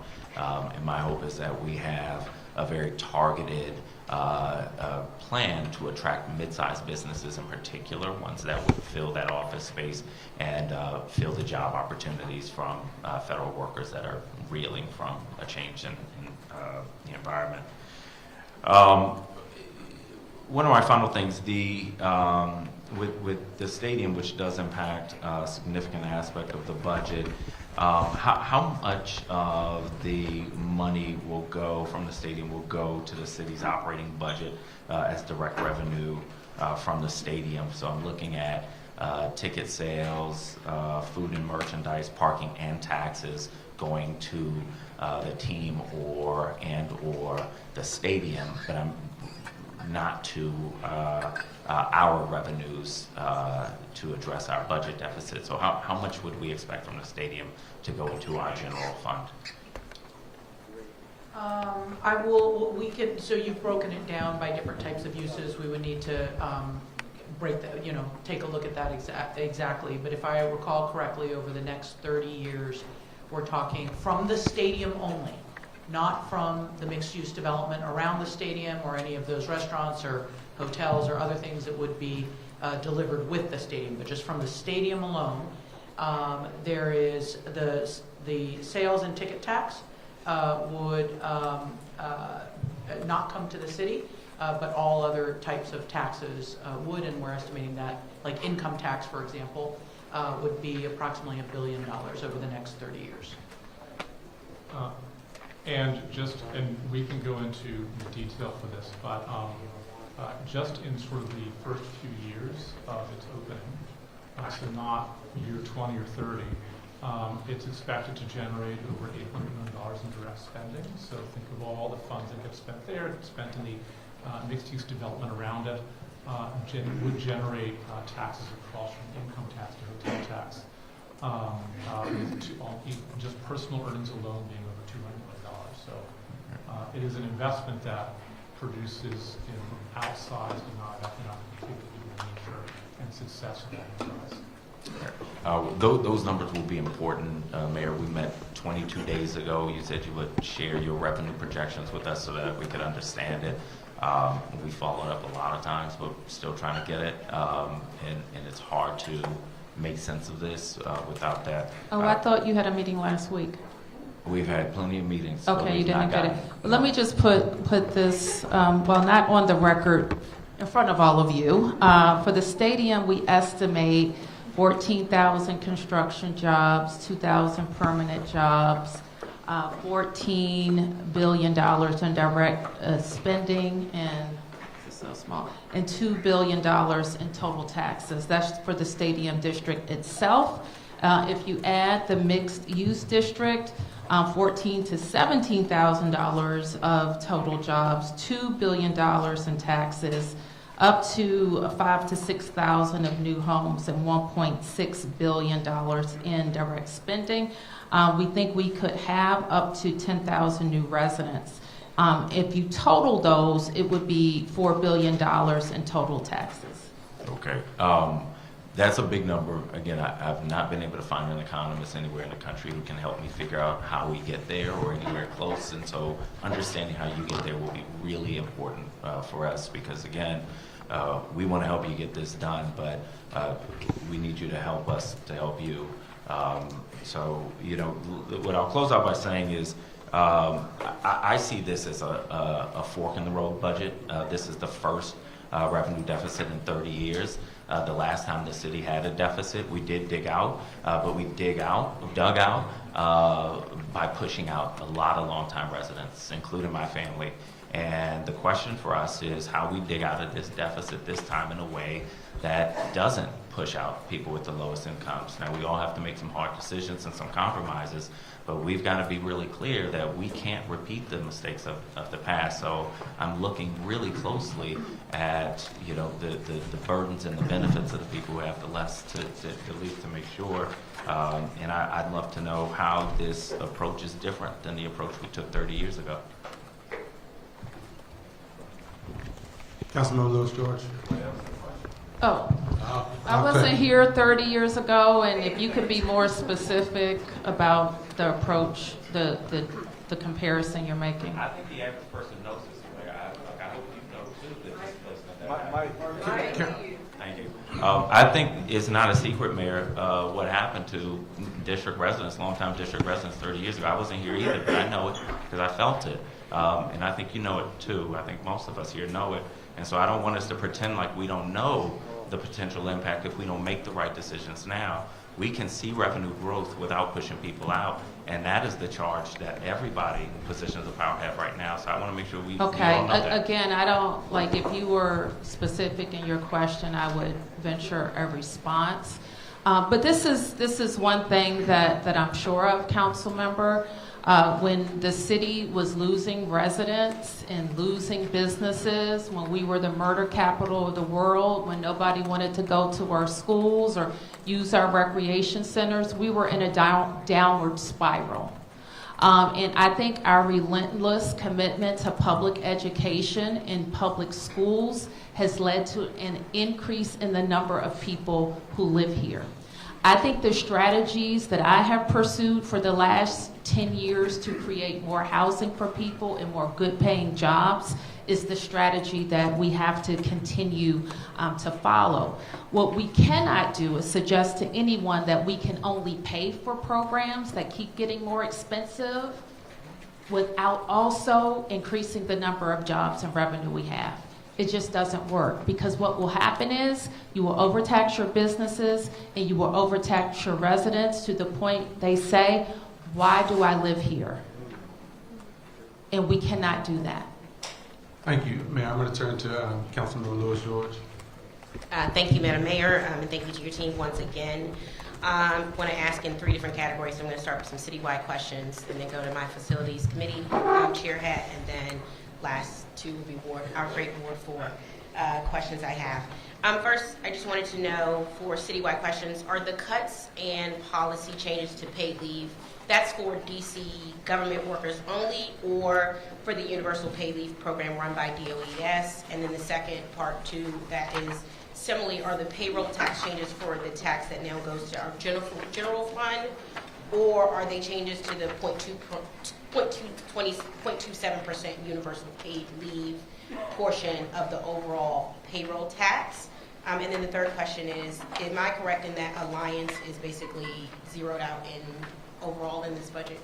So let me start with your paid family leave question. We're recommending changes to both programs. The change to the DC program, and I'll add, I think we pointed to that in one of the slides, but it is very necessary to deal with our overtime issues. And we have to limit it. I think every director in this room will tell you we need these changes and we needed them yesterday. Number 2, we do recommend some changes to the citywide, the private program run by DOES. And I'll ask Jenny to talk about, we mostly, I think, limit some eligibility. And so we'll talk a little bit about that. I think your question was about the payroll tax and the reduction that we include. Do the benefits go to the general fund? And the answer to that is yes. Okay. Thank you, Mayor. So for the universal paid leave program, what I was speaking to earlier in the presentation was for the DC employee program. Okay. For the universal paid leave, the maximum weekly benefit will be at $1,000. The maximum weeks for family leave will go down to 6 from 12, and the maximum weeks for own medical leave will go down from 12 to 8. There's no changes to parental or prenatal leave. Got it. Understood. Thank you for those clarifications. In either case, for the DC program, either. Okay. And then for Alliance, it's just eligibility changes. Say again?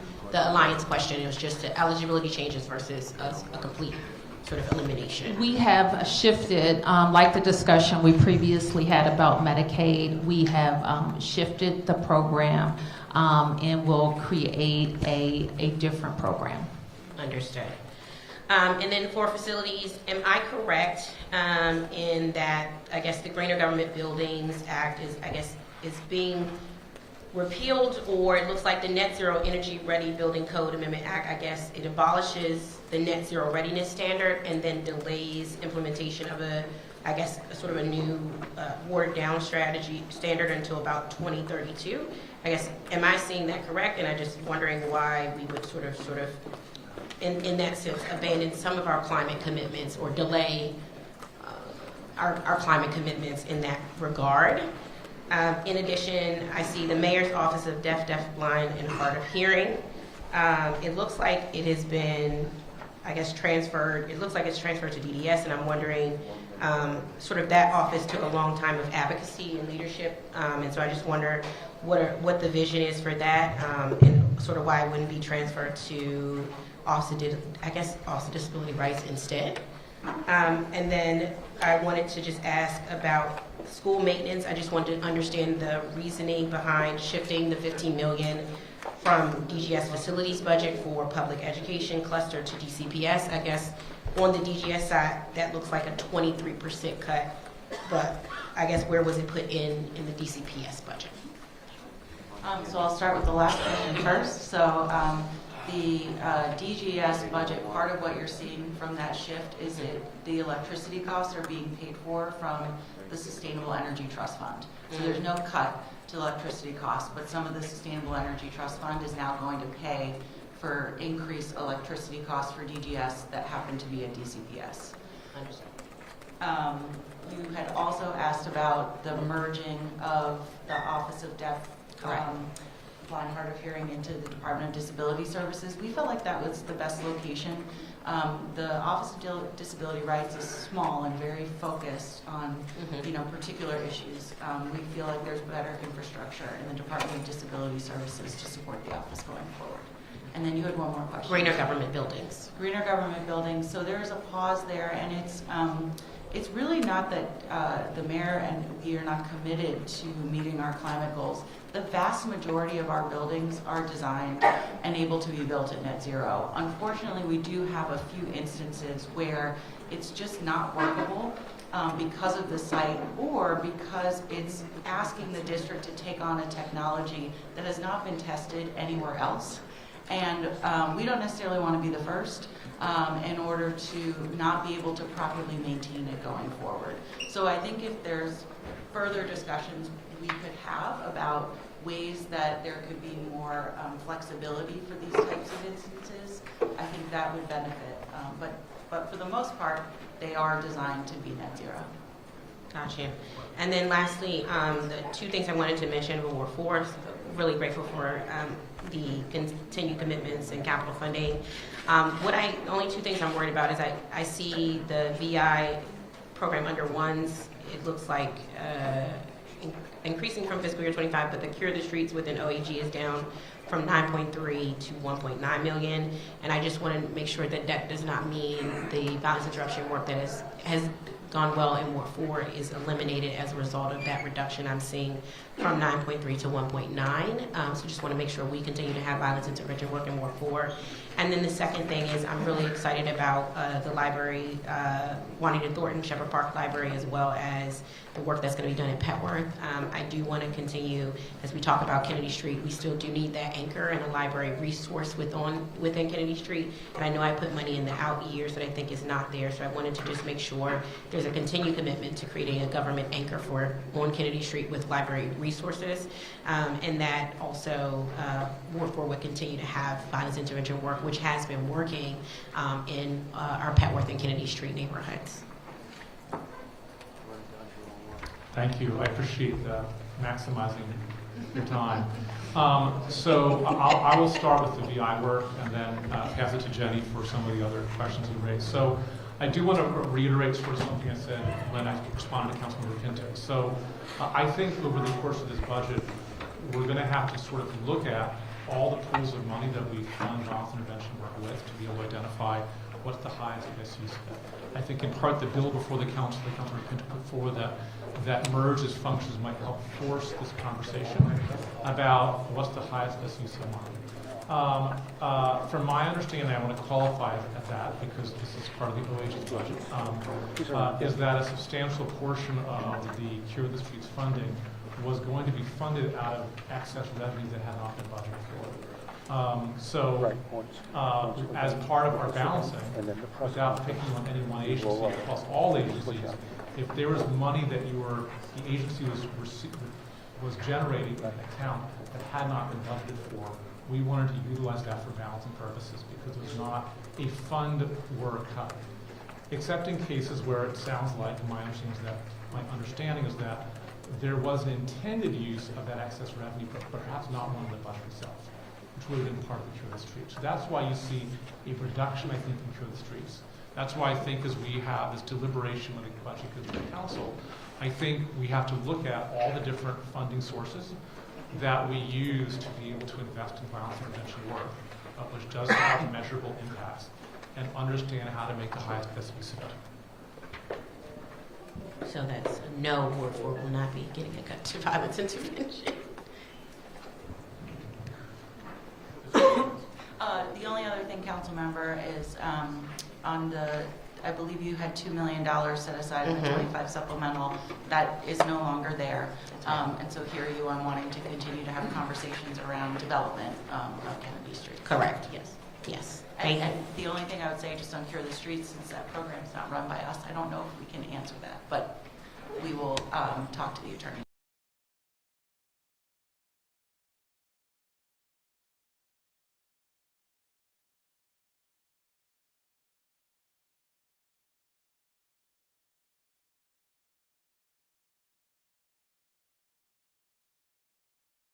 Fiscal year. I wanted to ask about your growth agenda, where you're leaning on sports, entertainment, and technology, expanding gaming opportunities, just wondered, how do you see that operating and whether or not you have put a dollar amount to what that would cost?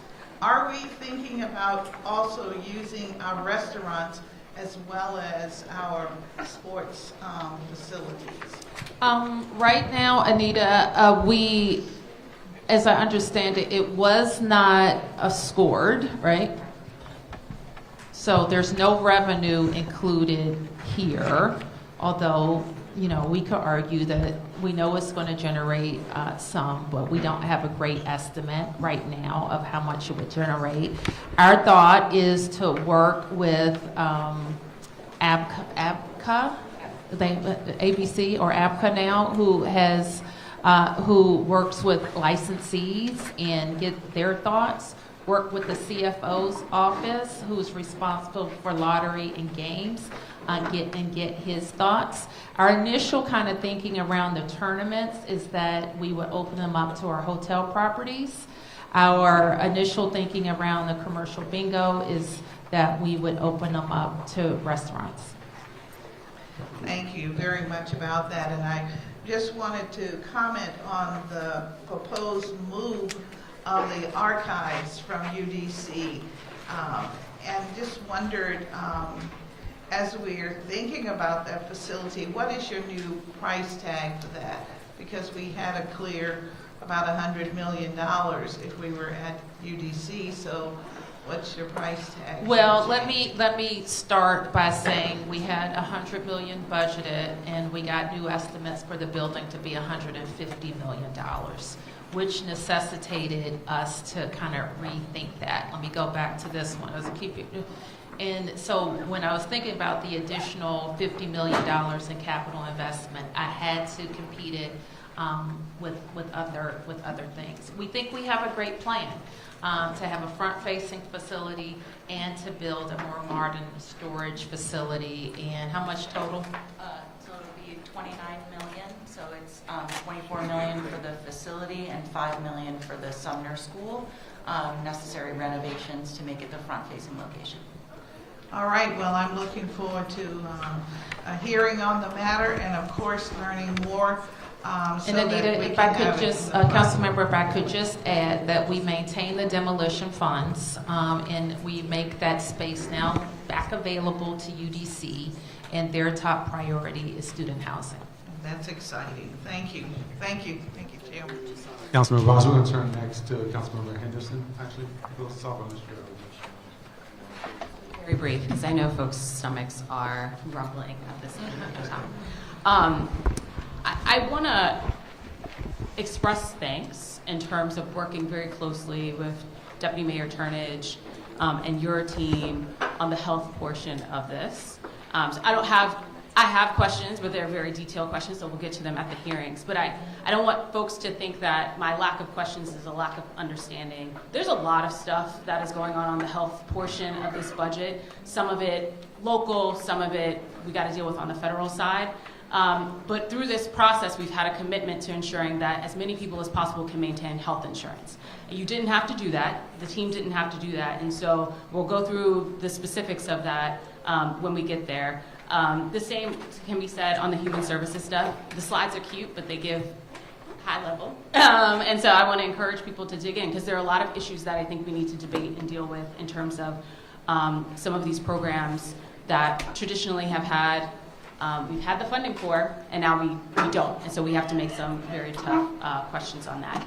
I did want to ask two really quick things. One around food investments. Obviously on the national level, we've got some changes coming. Perhaps, I don't know, let's see if they can get it together in terms of SNAP, WIC, and some other things. So what we do locally is going to be hugely important, and I know that our food banks are already stretched. And my second question is more for the operational support. I don't want Chris to feel like we've sort of left out here. But when we talk about the growth agenda and how people are welcome to Washington, D.C., some of that is through our websites, how they interact with our agencies. A lot of our agencies have good websites. DLCP has done a lot of work, DDOT, DOES, et cetera. And then for some of our friends, particularly in the human services cluster, it has been on the struggle bus. For a number of years, we have been talking about investments in a citywide overhaul of our IT infrastructure. And I want to did that get left on the cutting room floor as we go forward? Sure, I'm happy to take that. So we continue to invest in our IT infrastructure, both from a cybersecurity standpoint as well as the ability to build out different websites and tools. So we continue the work that was previously funded for the DC Business Portal to continue to expand the functionality and usability of that. There's continued funding to overhaul the dc.gov website, and then funding to make sure that we maintain a good cybersecurity posture. I did just want to touch very quickly on your question about food assistance, Mayor, if I could. And just that you will not see reductions to food assistance programs in this budget. We were able to add $425,000 to the Department of Aging and Community Living to expand home delivered meals for about 150 seniors. But we know that there's a lot of issues with food security, so there's no reductions to the programs you would see funded at like DC Health, Healthcare Finance, and other agencies. And I want to thank you, Council Member, for being so engaged on the Medicaid issues. And I want to acknowledge Jackie Bowens, who's here from the DC Hospital Association, because collectively, I think we have pushed off right now the kind of singular attack on DC as it relates to FMAP, which could be like a $2 billion impact on the district. But I think also we are really focused on, as you say, maintaining coverage and making the program sustainable. So thank you for being so engaged with that. Council Member, I think we are at a point where we reached a closing, so I will just close it by offering my thanks to you, Mayor. I know you all didn't get to ask your question. You know what? I'm going to have a lot of questions later when the council starts this oversight process, but sincerely want to thank you all. I know we had a number of conversations leading up to the day and met with some of the members of your team, including Leader Albert. I know there were a lot of tough choices that you all had to make to get us to this point today. I also want to acknowledge the absence of Chairman Mendelson. I know a lot of folks are wondering, but he had a previously scheduled engagement. This came about maybe a few days ago last week, and so he could not reschedule that, so I want to acknowledge the chairman. And also want to just reiterate the council's dedication to a very transparent process that we engage in every single year, that we plan to do again this year. Again, a truncated process, but it's going to culminate in a few votes. But the process starts soon. It starts May 29th with the council's hearings that are already scheduled.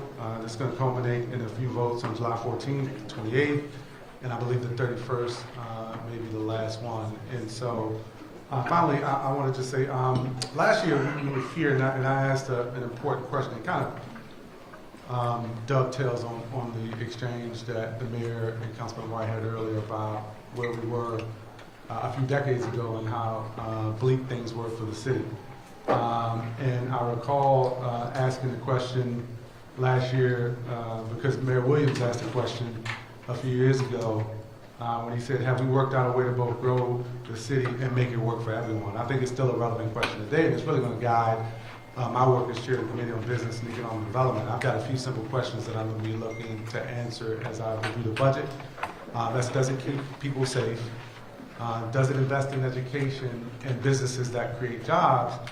And how does it make the city more affordable and more inclusive for everyone to live? And I think, I imagine, having talked to you, Mayor, that those are goals that help and guide your process. And I know in talking to my colleagues, it's things that we always wrangle with when we have this oversight process. And so, again, we're going to engage and we're encouraging the participation from all stakeholders, residents, small business owners, nonprofit advocates, to make sure that we align the budget that's been presented to the council with the values that are shared across our city. So thank you.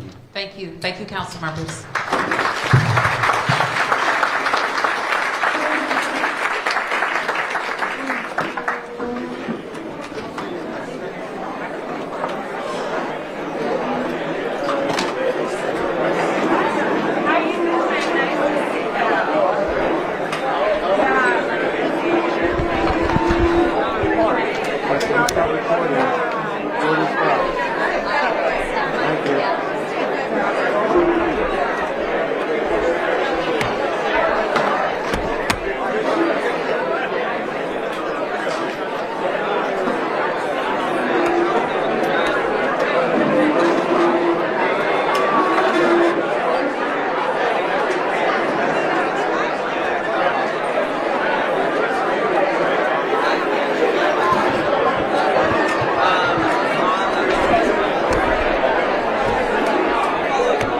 Test, test, test, test, test, test, test.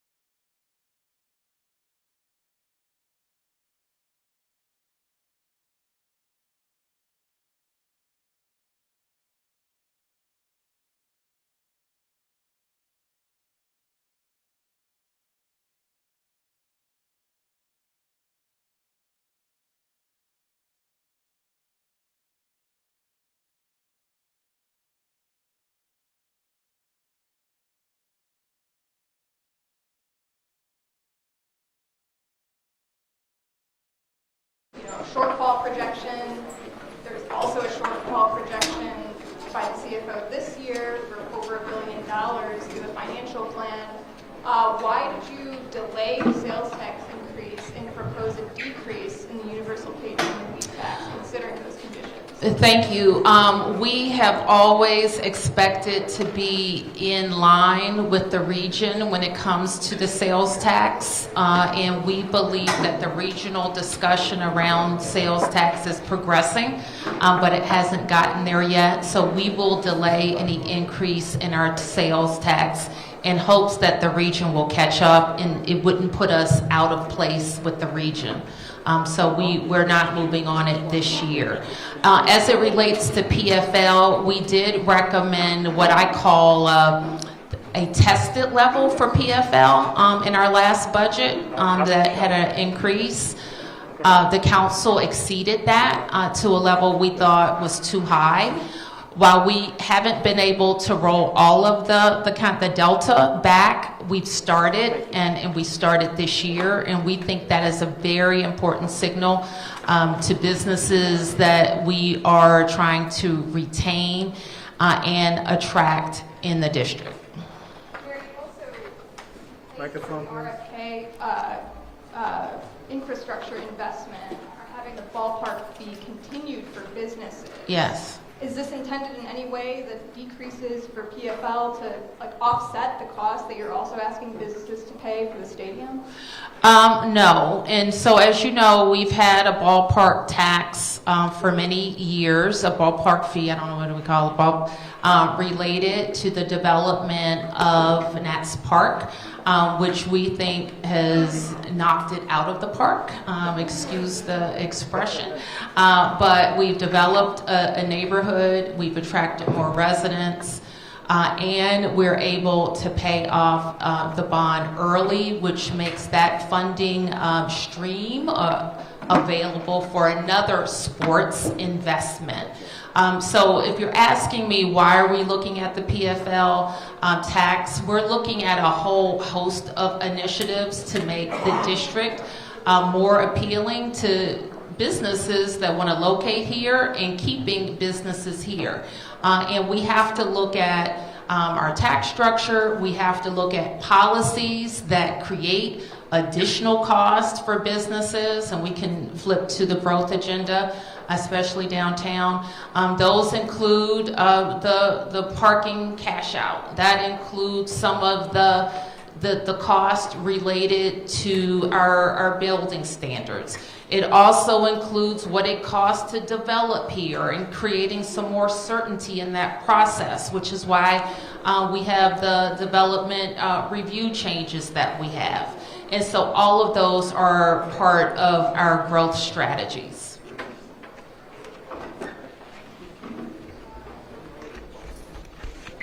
Peace and blessings, Madam Mayor.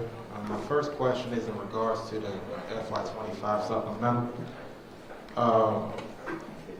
So in regards to the recent youth activity that spurred the curfew, what does youth programming look like this summer, given what we're facing? So is there still opportunity for late night youth programming, or what does that look like as far as the budget is concerned? Well, I'll anticipate that we're going to continue to try to have new programs that engage kids, and we felt strongly that if we're closing down an avenue, which we must, then we should try to create new avenues. We will look at what those things cost and either handle them with what's available, or we may need to spend contingency funds to do that. The feedback that I've gotten, and maybe Deputy Mayor, you can chime in about the holiday hype. We was not a budgeted for activity, but we had 3 days of activity that DPR led that we stood up at Banneker Recreation Center. Sure. So we obviously are always invested in keeping our kids engaged in positive activities. So holiday hype, we had over 700 young people over the course of the weekend.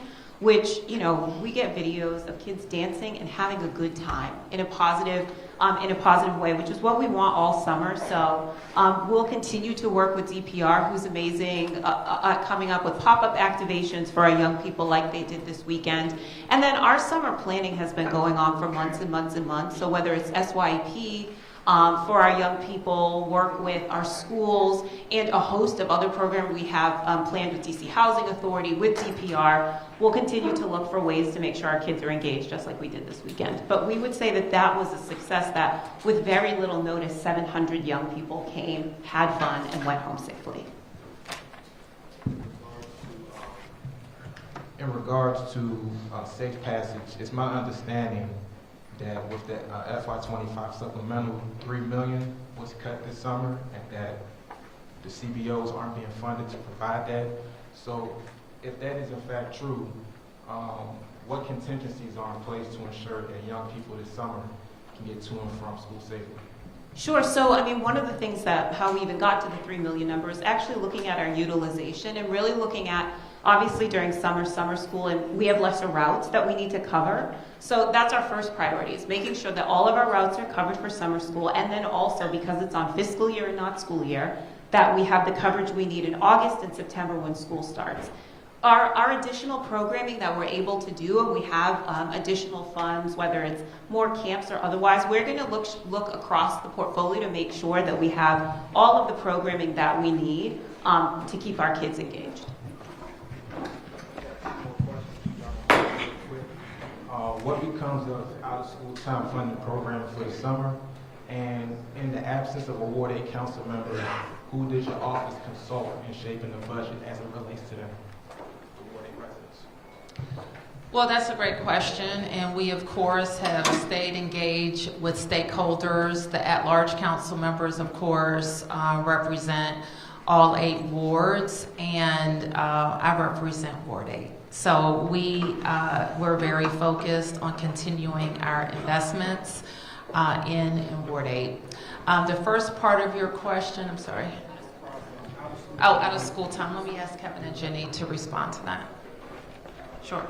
Yes, so great question. We've already awarded our Summer Strong grants to all the CBOs for this summer, and all of that has been held intact. So we anticipate providing exactly the same level of service this summer that we have in summers past through our out-of-school time program grants through the office that sits with me.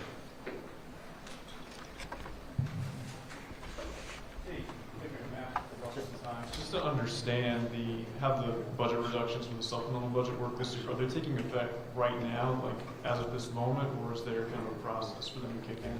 Sure, Kevin.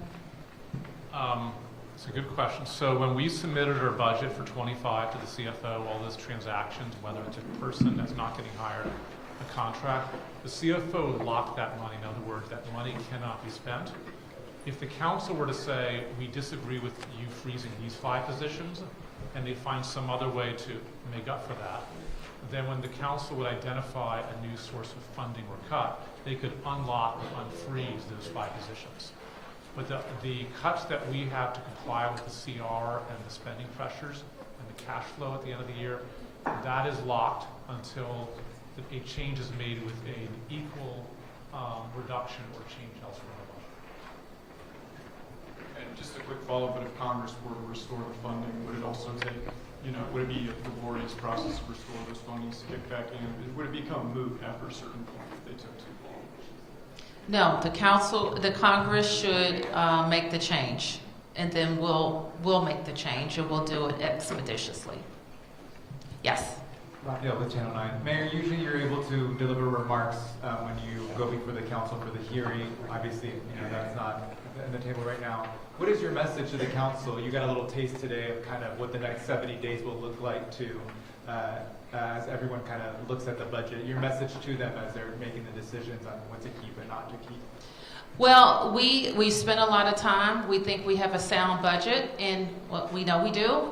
And we think it invests in the district's future. I think what we heard today is questions about programs and services that mean a lot to members of the council. Some of them also mean a lot to me.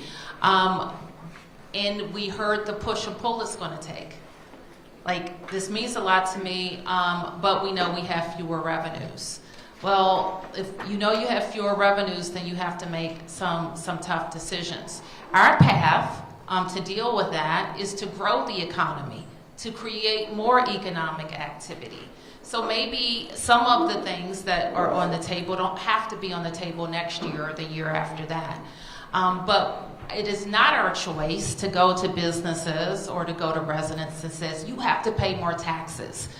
We think that we will be getting into an unsustainable decision-making loop of, I don't want to make hard choices, I don't want to do anything differently, I'm just going to keep asking businesses and residents for more money. And I don't think that's what the people of the EC hired us to do. Janetta. So Mayor Bowser, thank you. In your budget, you have reduced and or eliminated some programs that I think was said that they hadn't even started. Yes. For example, the Wealth Fund was one of them, the Child Tax Credit. You also have some reductions or issues with Medicaid. Can you give us an estimate of how many people or how many families are going to be affected by these reductions and or cuts? For example, ERAP is being reduced to a certain extent or shifted. So how many people can you say are going to be adversely impacted in some way by the changes that you're making to deal with the revenue shortfall and to deal with the CR? I don't know that we have totaled up a number of all the participants in these programs, Janetta, or potential participants. I suppose we could. We do know with the change in the Medicaid program that Wayne has talked about, I think we have 25,000 people who could be impacted. And there are trade-offs, right? So you ask me who is going to be affected by changes in the wealth fund or the child tax credit. What I'd say is we've invested in what I think most council members have pointed out to me was a higher priority when it comes to that group of people, young people, pre-K. And that is in investing in the PKEEP program and in the pay equity program. And so there are some trade-offs that we looked at, and the example that you raised have to do with preschool children or children who need childcare, and we made some decisions about those two priority programs. Let me just ask you also, if I could, to talk a little bit about the changes that you are making with respect to, I'm sorry. That's okay. With respect to this, your 2026 budget. Sorry, I don't understand. And you're looking at some of the changes with respect to the general fund being $13 billion, but that wasn't a change. That's all the stuff. But you're looking at your budget without necessarily looking at what the federal government is anticipating, or are you anticipating that what is going on in Congress right now may in fact impact some of the budget decisions that you've made? How do you see those things intersecting? I guess that's the question I'm asking. I think that we are prepared for to have to react to federal changes. We don't know what they are, however. We don't know what they're going to be. But I do think that we're prepared to react quickly to them. Like, we can't build a budget based on some anticipated change that would increase revenue for us or decrease revenue for us. We have to go on the forecasted revenue that we have. Now, the CFO is required to update that. Is it 3 times or 4 times a year? 4 times a year. The next one will be on June 30th. And then he would have to take into account everything that's kind of going on in the national and global sense that affects our economy. And then the budget process would proceed. The council has the budget now. And if we are required to make changes to our budget throughout the year, that would be something that I propose to the council. For the federal side of the budget, which is what I'm also looking at, there is the talk of doing block grants as opposed to actually statewide block grants for education, block grants for health, block grants for everything. Have you looked at that in terms of the preparation of your budget and in terms of some of the concerns that the council has made, especially about housing? I'm trying to think of the concerns I heard around housing. We're very focused on the fact that we were able to get back to our HPTF investment of $100 million. We continue to invest in HPAP, and we've made some changes to the HPAP program as well. We have many millions of dollars of investment, and a question was raised about the housing authority. Our new communities are proceeding at Berry Farm. What other? West One, Parkmore, and Bruce Monroe. So we continue to be very pleased about that. And a question about block grants, I don't know if we have anything else to add about that, because until these policies change, it's hard to make up for them. Although, Paul, I will turn to you because we pretty intensively looked at changes that we've already seen to the Department of Education because of the proposal to eliminate it. Yeah, thank you, Mayor. And I think I'll just say very simply that we actually are in an incredibly fortunate position as Washington, D.C., vis-a-vis the threat to turn some of these specific programmatic grants into block grants, because we have OSSI overseeing what would be the new block grant. And right now, we don't anticipate a decrease in funding for Title I or our special education dollars, but we are understanding they're looking at converting those into block grants at the same amount, in which case we are very well positioned to be able to distribute those in pretty much exactly the same way that we do the current programmatic funding for those large grant programs. Thank you. Yes. With respect to RFK, could you just introduce yourself? I'm sorry. Matt with WSA9. Okay. It's me and Rob here. So I was wondering, with respect to RFK, I know with the capital budget for 2026, it's not a one in, one out, but there has to be, I'm sure, some money sort of shifted around, so to speak, to cover the RFK project. I mean, between the jail no longer sounding like it's going to be a priority. Also, you talked about the ballpark fund. I guess the question most people would have is, where does money come from that's going to pay for the RFK site that you propose? Well, I think the city administrator has already noted that we have, and people should know, our ability to use capital changes from year to year. Given that we have a local cap, it still changes from year to year, and we frequently have additional capital borrowing space available. So it's not necessarily true that we added $500 million, or it's not exact, it's 500, it's 856, I think. 856 in this budget, then we had to move 856. So that's not the case. And so other changes that you see in the capital budget are more likely related to our decision not to use that space in our capital borrowing ability for that purpose. And as we've mentioned with some of them, holding, for example, with the jail, $400 million without adding $1 billion would not give us a new jail. So we had to make a decision. We had to make a decision about that. Does that answer your question? Do you want to add anything to that? Just add Yeah. one other important feature is that the CFO's team, who has some outstanding minds when it comes to public financing, did a debt reissuance. And so imagine like a homeowner, imagine when interest rates were lower, refinancing a house.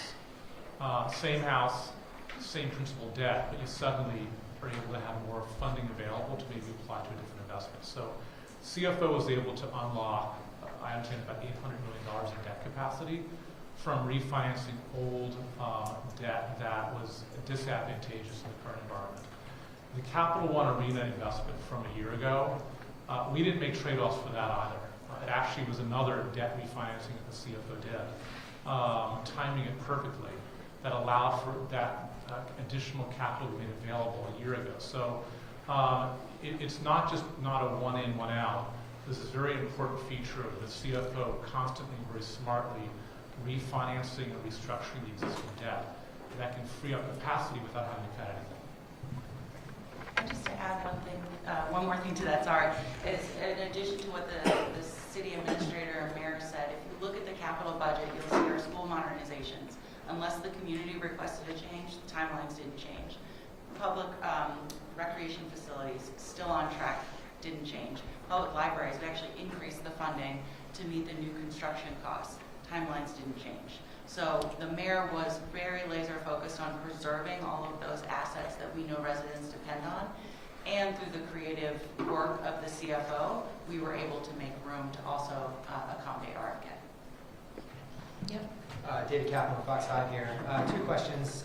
The first, just what is your message to people who are concerned about low-income residents themselves who are going to see potential reductions to things like TAMP, changes to eligibility requirements for Medicaid, things that ultimately will save the district money. What do you say, first of all, to those who are concerned that some of these cuts may impact some of the lowest income residents in the district? Well, I think the right sizing of our budget affects every sector. It affects every cluster. All the deputy mayors here and all of the directors around me have recommended ways to right size our budget. So everyone is impacted in that way. And what I say to them is that we have to have what I say to everyone is we have to have a city that grows. We can't invest in the best schools if we don't have revenue to do that. We can't have the types of human services programs that we've invested in if we don't have revenues. You can look all around this region and you will not find a jurisdiction that has the type of aging services that we have in the district. And in order for us to be able to have them, we have to have more jobs, more businesses, more people. You won't find anywhere in this region the types of homeless services that we offer in the District of Columbia. And if we are to maintain those, we have to have more businesses, more people paying taxes. We won't be able to continue to have outsized programs that nobody else in the country offers without being able to grow businesses and residents who live here. And we also can't act like today is 2024 or 2023. It's not, folks. Okay? We have a shifting economy. And if we don't shift with it, we will be a city that people flee. Okay? And we can't have that. And just a quick second question. Some of these funds and some of these programs have zero next to them for 27, 28, and 29. I know that, as your growth agenda, as you hope that it grows and brings in additional revenue, that those numbers will not be zero. Yeah. But I hate to ask though, what if the numbers don't, what if the revenue doesn't come in? What if what you're hoping to do isn't? What program are you talking about? Just some of the ones where the 4-year projections okay. were, when you look at the 4-year, they're funded for 26, but not 27, 28, 29. Just what happens if not enough money comes in based on what you're trying to do with your growth agenda, and those programs need to stay at lower levels than they've been in years past. I think you just answered your question. That's the answer. And every household understands that.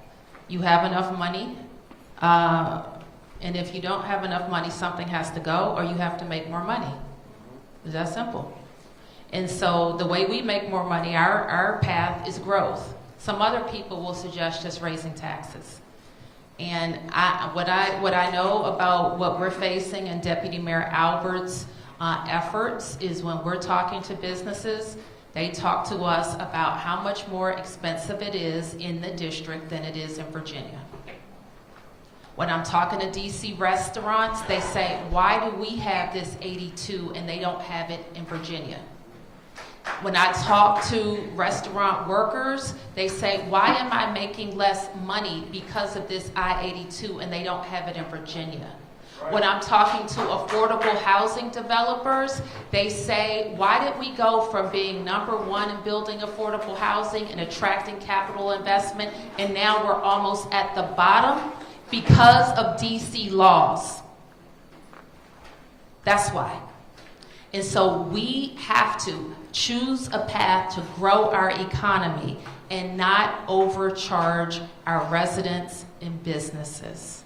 That has to be our path. And people expect us to do that hard work and to do it in a way, I think Councilmember McDuffie closed out perfectly. How do we grow? And how do we grow fairly? I always say to my staff, our job is to deliver the fastest for the most people. And that's what we aim to do. Yep, Mark. Mayor Bowser, I'm going to follow up on David's first question. And I get the different pots of money, and I get refinancing for the stadium. And you're wanting to attract businesses and residents. But the optics that people are going to see are, $500 million for Capital One, $1 billion for an NFL stadium, at a time when you want to kick more than 25,000 DC residents off of Medicaid.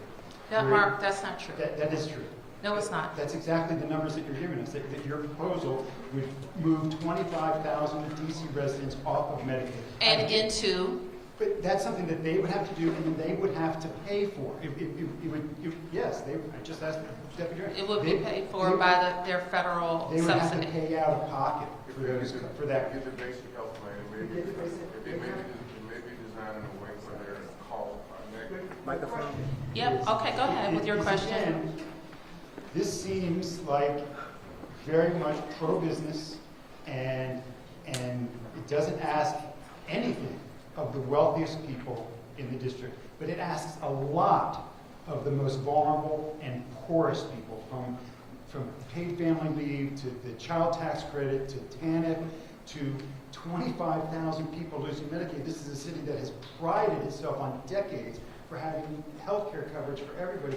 What do you say to those residents who are going to look at this and feel like they are carrying an undue burden that, again, the wealthiest people in this city are not being asked to carry? Well, we already have among the highest taxes for high earners in this region, and I dare say on the East Coast, we have among the highest taxes. And when those taxes were increased on high earners, I said at the time, we don't need it, don't do it. We did it anyway. And we created more programs that now today we can't afford. And that you conflate, and what I would say to anybody who conflates any right sizing of the operating budget with RFK Stadium, if RFK Stadium does not proceed, it would be a big mistake, but if it didn't, we would still have the same operating budget recommendations. Doesn't change it. Yes? Yes, Mayor. Lou Chabarro here, the Washington Blade.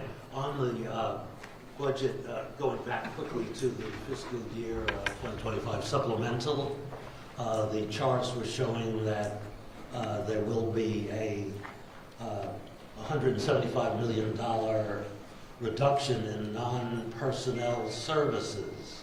And in that, I understand it was said earlier that it may include community-based grants.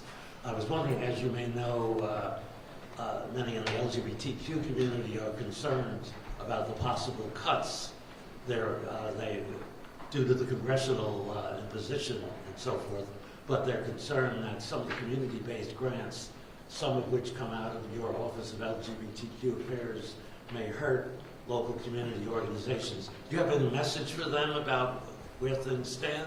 I'm not prepared today to go through that entire list, but we will throughout the budget process, and I'm not sure if we can speak to the specific question raised right now.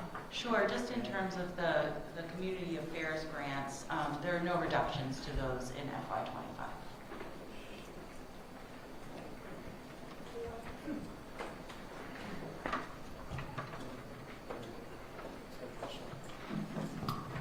Mayor Rebecca with 7 News. Thank you for taking questions.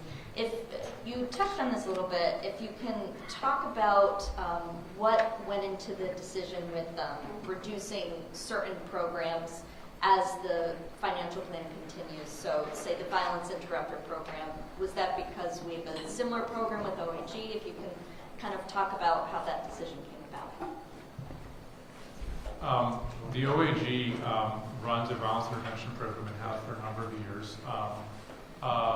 For next year's budget, I keep qualifying my understanding because I don't always have full visibility, that there is unbudgeted revenue. So revenue that exceeded what's in the budget is typically money that can be used for any number of purposes. For our purposes, we use excess revenue to the litigation support fund that was not budgeted for, as well as excess revenue to just about every other fund across many, many agencies, to be able to help balancing with the idea that it's not in the financial plan, it's not in the budget. There was at least a couple of investments that this OAG intended to make with the excess revenue. One was to a grant program that largely funds Cure the Streets. Another one is for access to a database involving litigation. That funding, which is excess funding, we've used for balancing because it was not applied to any program, as we did for every other agency just about that had excess funding.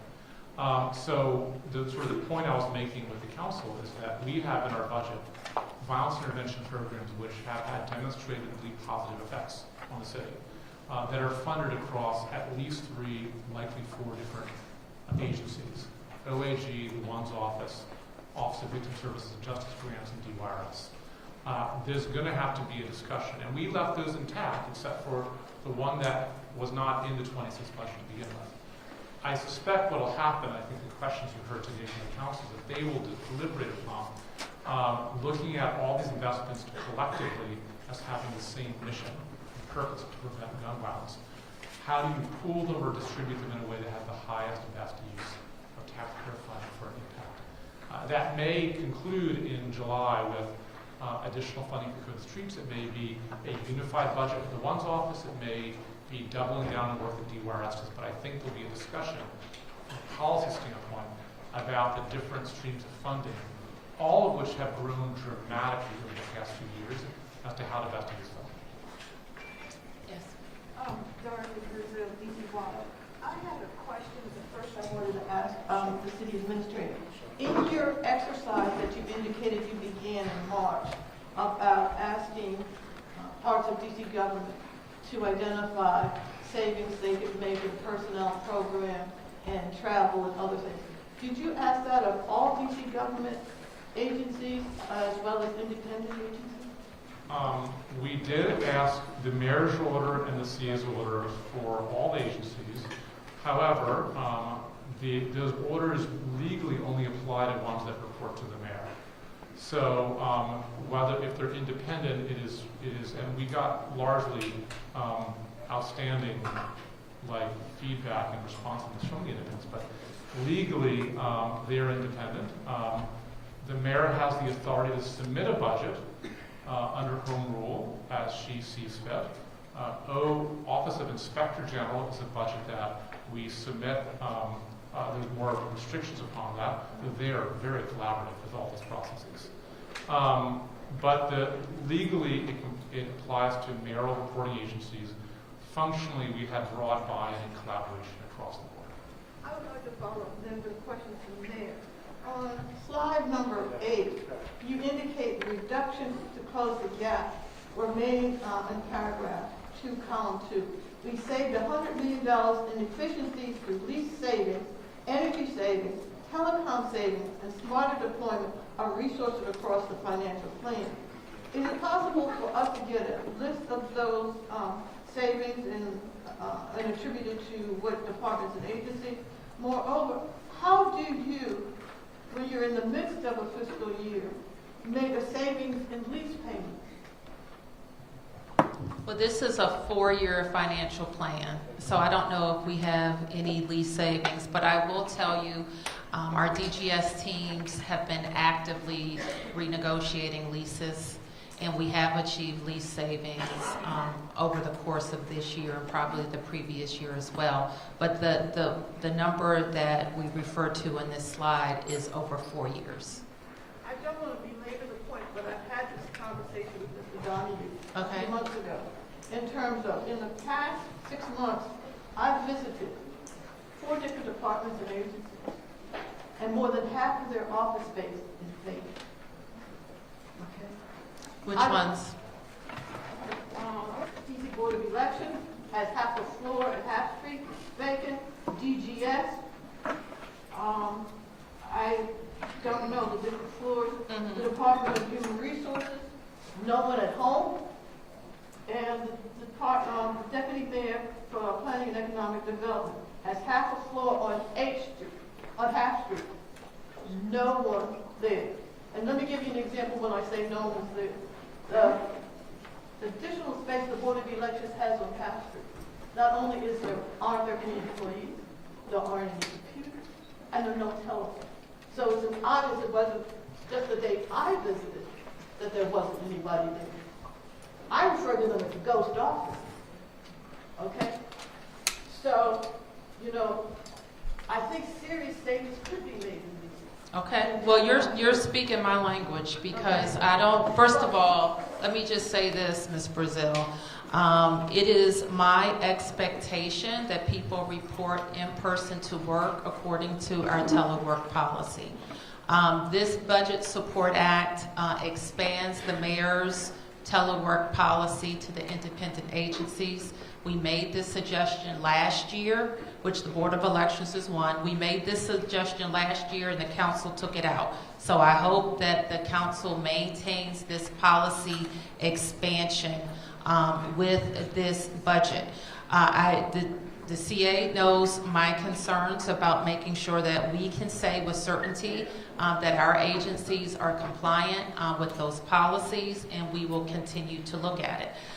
We have no issue, and I don't know if we have some recent examples where we can talk about, we're saying agency, you have this lease coming up, do we need to think about doing anything differently when it comes to your space? Now, having said that, let me just add this last point. We have more employees than we did so we have more employees every year. So my expectation is that we need the space, but if we don't, then we'll adjust it. Let me just add a footnote to that. Okay. The reason I had the conversation with the city administrator back in August was because the Board of Elections was making a case that it needed additional space to tabulate the mail-in ballots. And when he said this to me, I said, why? They have a half a floor on Half Street that is not being used. And then I had someone go over and take photographs. I dare say I'm concerned about there's a need for real savings and real right sizing of the DC government. And I'm just curious about the exercising understood and the fact that it maybe needs to continue. Okay, and I don't mean to suggest no one should take from this that our examination of our expenses is over. In fact, there were some questions about, I think the council member was alluding to an expenditure commission, which we don't support creating another agency to, examine spending, but we are repurposing some FTEs in the city administrator's office that focus on what we focus on is unsustainable programs that, and when I mean that are programs that are growing faster than our level of growth as a city. which means over time, we just won't be able to afford them. And how do we make those programs more affordable?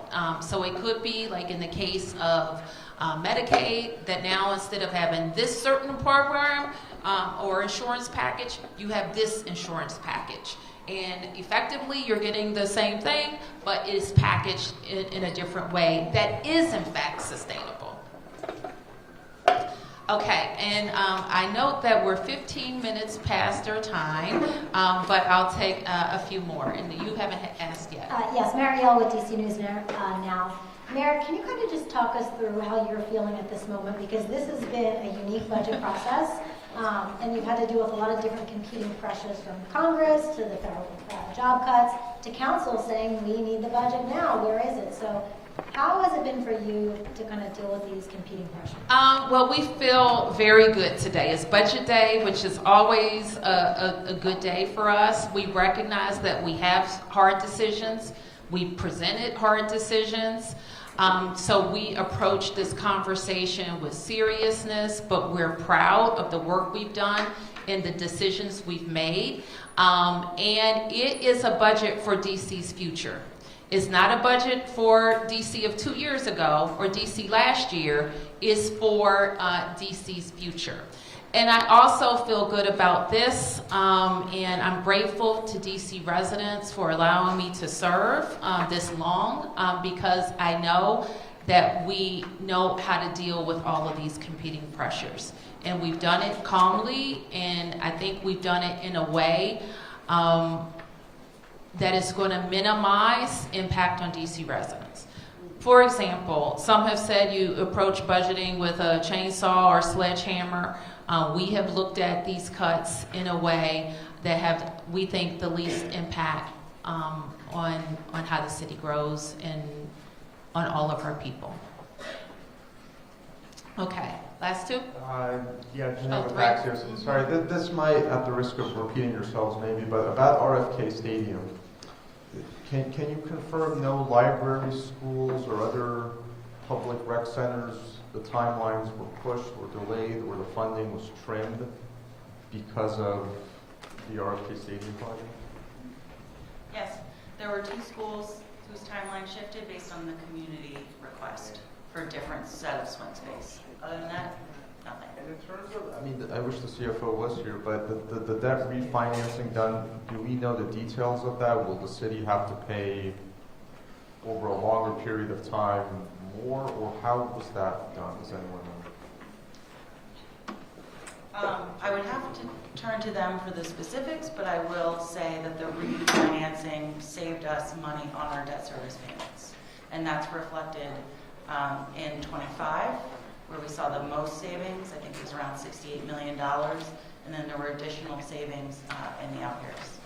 And we don't mean to connect the two. The CFO regularly looks for the best ways or how we get the best rates for our borrowing. And we have a lot of borrowing. We have a $10 billion capital program. So all of the things that we've been able to do are funded with that capital spending. So they're always looking for ways to get us better rates and better payments. Ms. Danks, my question, I'm going to get a bit in the weeds here, and if you've already gone over this, please forgive me.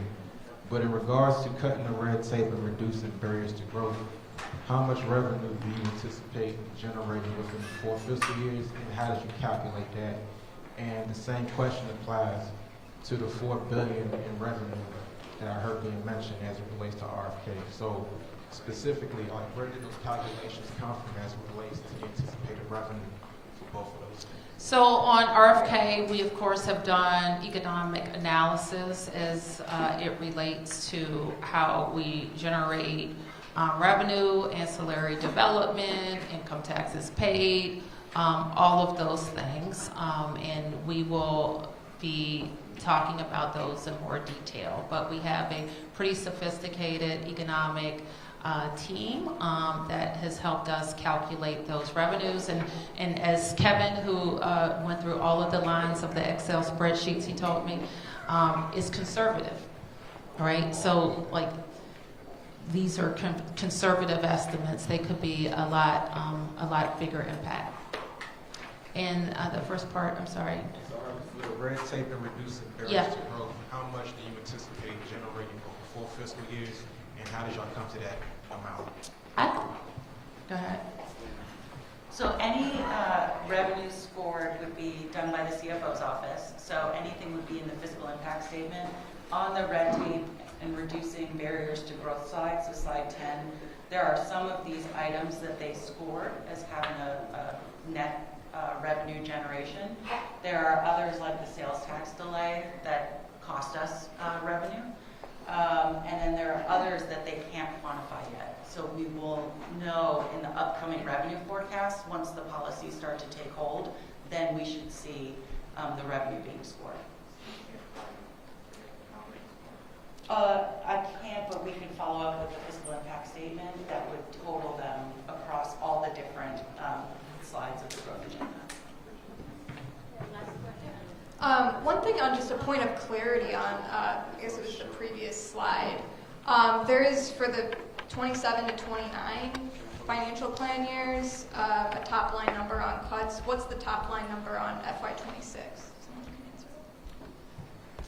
So the top line number of cuts for FY26 is around $250 million of reductions. And then there's also about $500 million of cost avoidance. And some of those programs, about $243 million was savings from not starting programs that have yet to actually go into effect. But you're saying, sorry, I just want to make sure I'm understanding correctly, $250 million is the top line reduction? Mm-hmm. That's correct. And what is the category of the second number that you mentioned? So that would be the cost avoidance. So throughout the slide presentation, we talked about policy changes that we made to bring down the cost of programs year over year. So when we talked about the Medicaid changes, when we talked about the changes to TANF, those were avoiding costs by making those policy changes. Okay. And so is 250 a net then? Because obviously we see some programs have far more than like $7 million in cuts when we're looking at individual programs. So it's 243 is the top line number, and those are reductions. That's not taking into account increases in other parts of the budget. And so 243 includes not only programs that haven't started, but across all programs. That's correct. Okay, thank you for clarifying that. And then I guess my last question for the mayor would be some of the major economic growth items on your agenda, namely, of course, RFK. Stadium's not expected to, if it were to stay on track, open until 2030. But some of the concerns, raised by council members or others about cuts, could go into effect as soon as next year. So I'm curious what in your agenda you think would offset some of the cuts as soon as next year, as far as what would be a catalytic investment to the tune of $350 million, like the anticipated shortfall. Not losing 40,000 jobs, and so we continue to work on retaining the jobs that we have and attracting more jobs and more people in those jobs. The most thing, like when we talk about economic activity loss, is related to employed DC residents. So we have to get our people in good paying jobs, and we have to continue to attract good paying jobs. Are there any specific line items that you point to that you feel like within a year would get the city to that, say, 3,000 jobs? I don't think there's one line item. They all hang together. The whole budget works together, so I don't think we can point to one line item. If we go back to the growth agenda, we can kind of walk down it. But part of it is when we're talking about doubling down on business attraction, having more people, making sure that we are attracting through our DMPED efforts companies that are hiring DC residents. So our business attraction strategies are changing, and we have to work more on that. The more we're able to get development projects started sooner and not mired in kind of regulatory or legal morass, the sooner we are able to get taxpayers and people on the tax on the tax rolls. So all of these things are aimed to say DC is a good bet to do business and to get started. So I'm not sure if I'm answering your questions, but all of these things together will help us spur economic growth. There's not one thing that replaces, that I'm aware of, $330 million in 1 year. But all of them working together will help us. I don't know, Kevin, if you want to add to that. And neither, by the way, nobody is saying that the stadium creates $330 million in 1 year. That's not the argument. The only thing I would add, Mayor, is sort of highlight something that did not actually get discussed at length here, which is some of the investments we're putting in business attraction.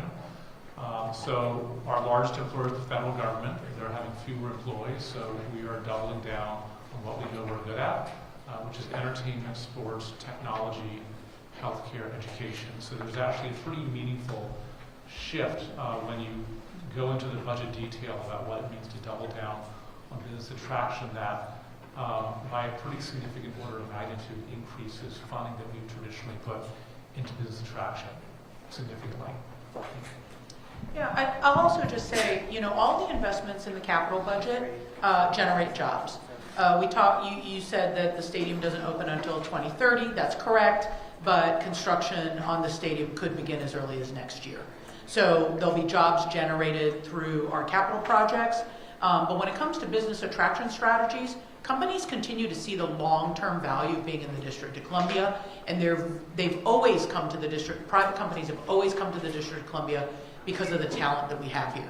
And so how do we hold that talent captive and make sure that they see the opportunities? And so we're going to employ a variety of strategies that include, reskilling, retooling, matching employers to available employees now, but attracting businesses that we know are growing. And there's a number of different sectors. Tech is a big sector that touches almost every part of our economy now. And so we see opportunities to not only retain and grow businesses that are already here, but also to attract new. Mayor, let me just ask you one question before we leave.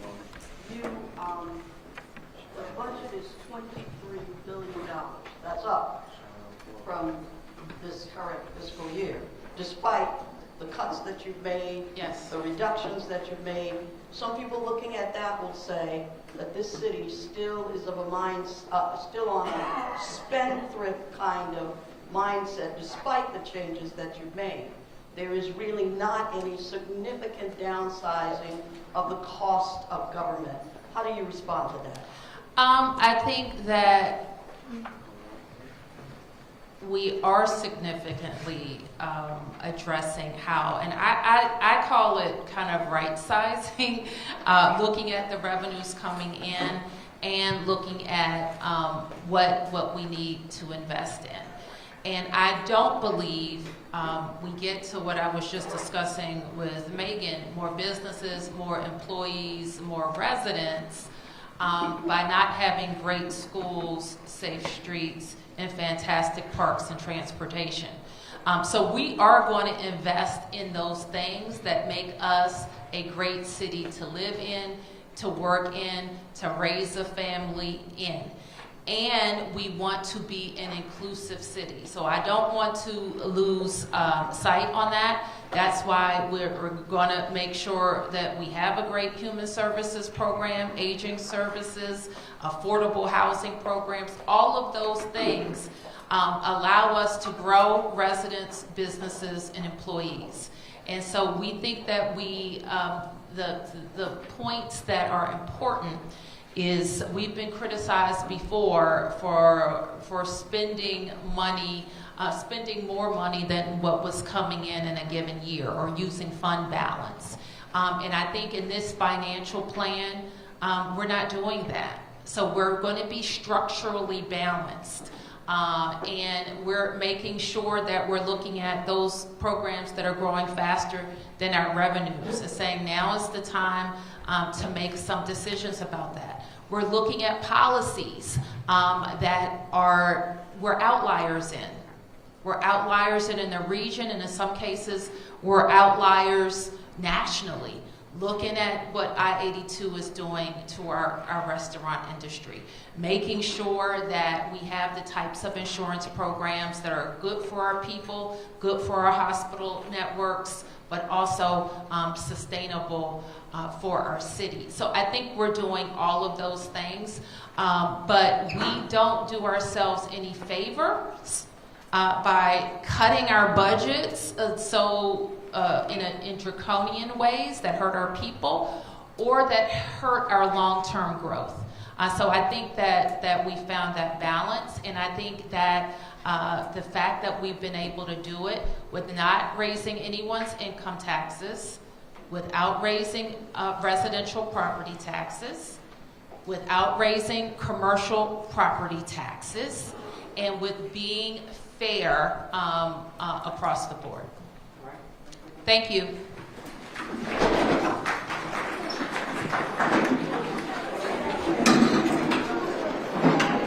Thank you.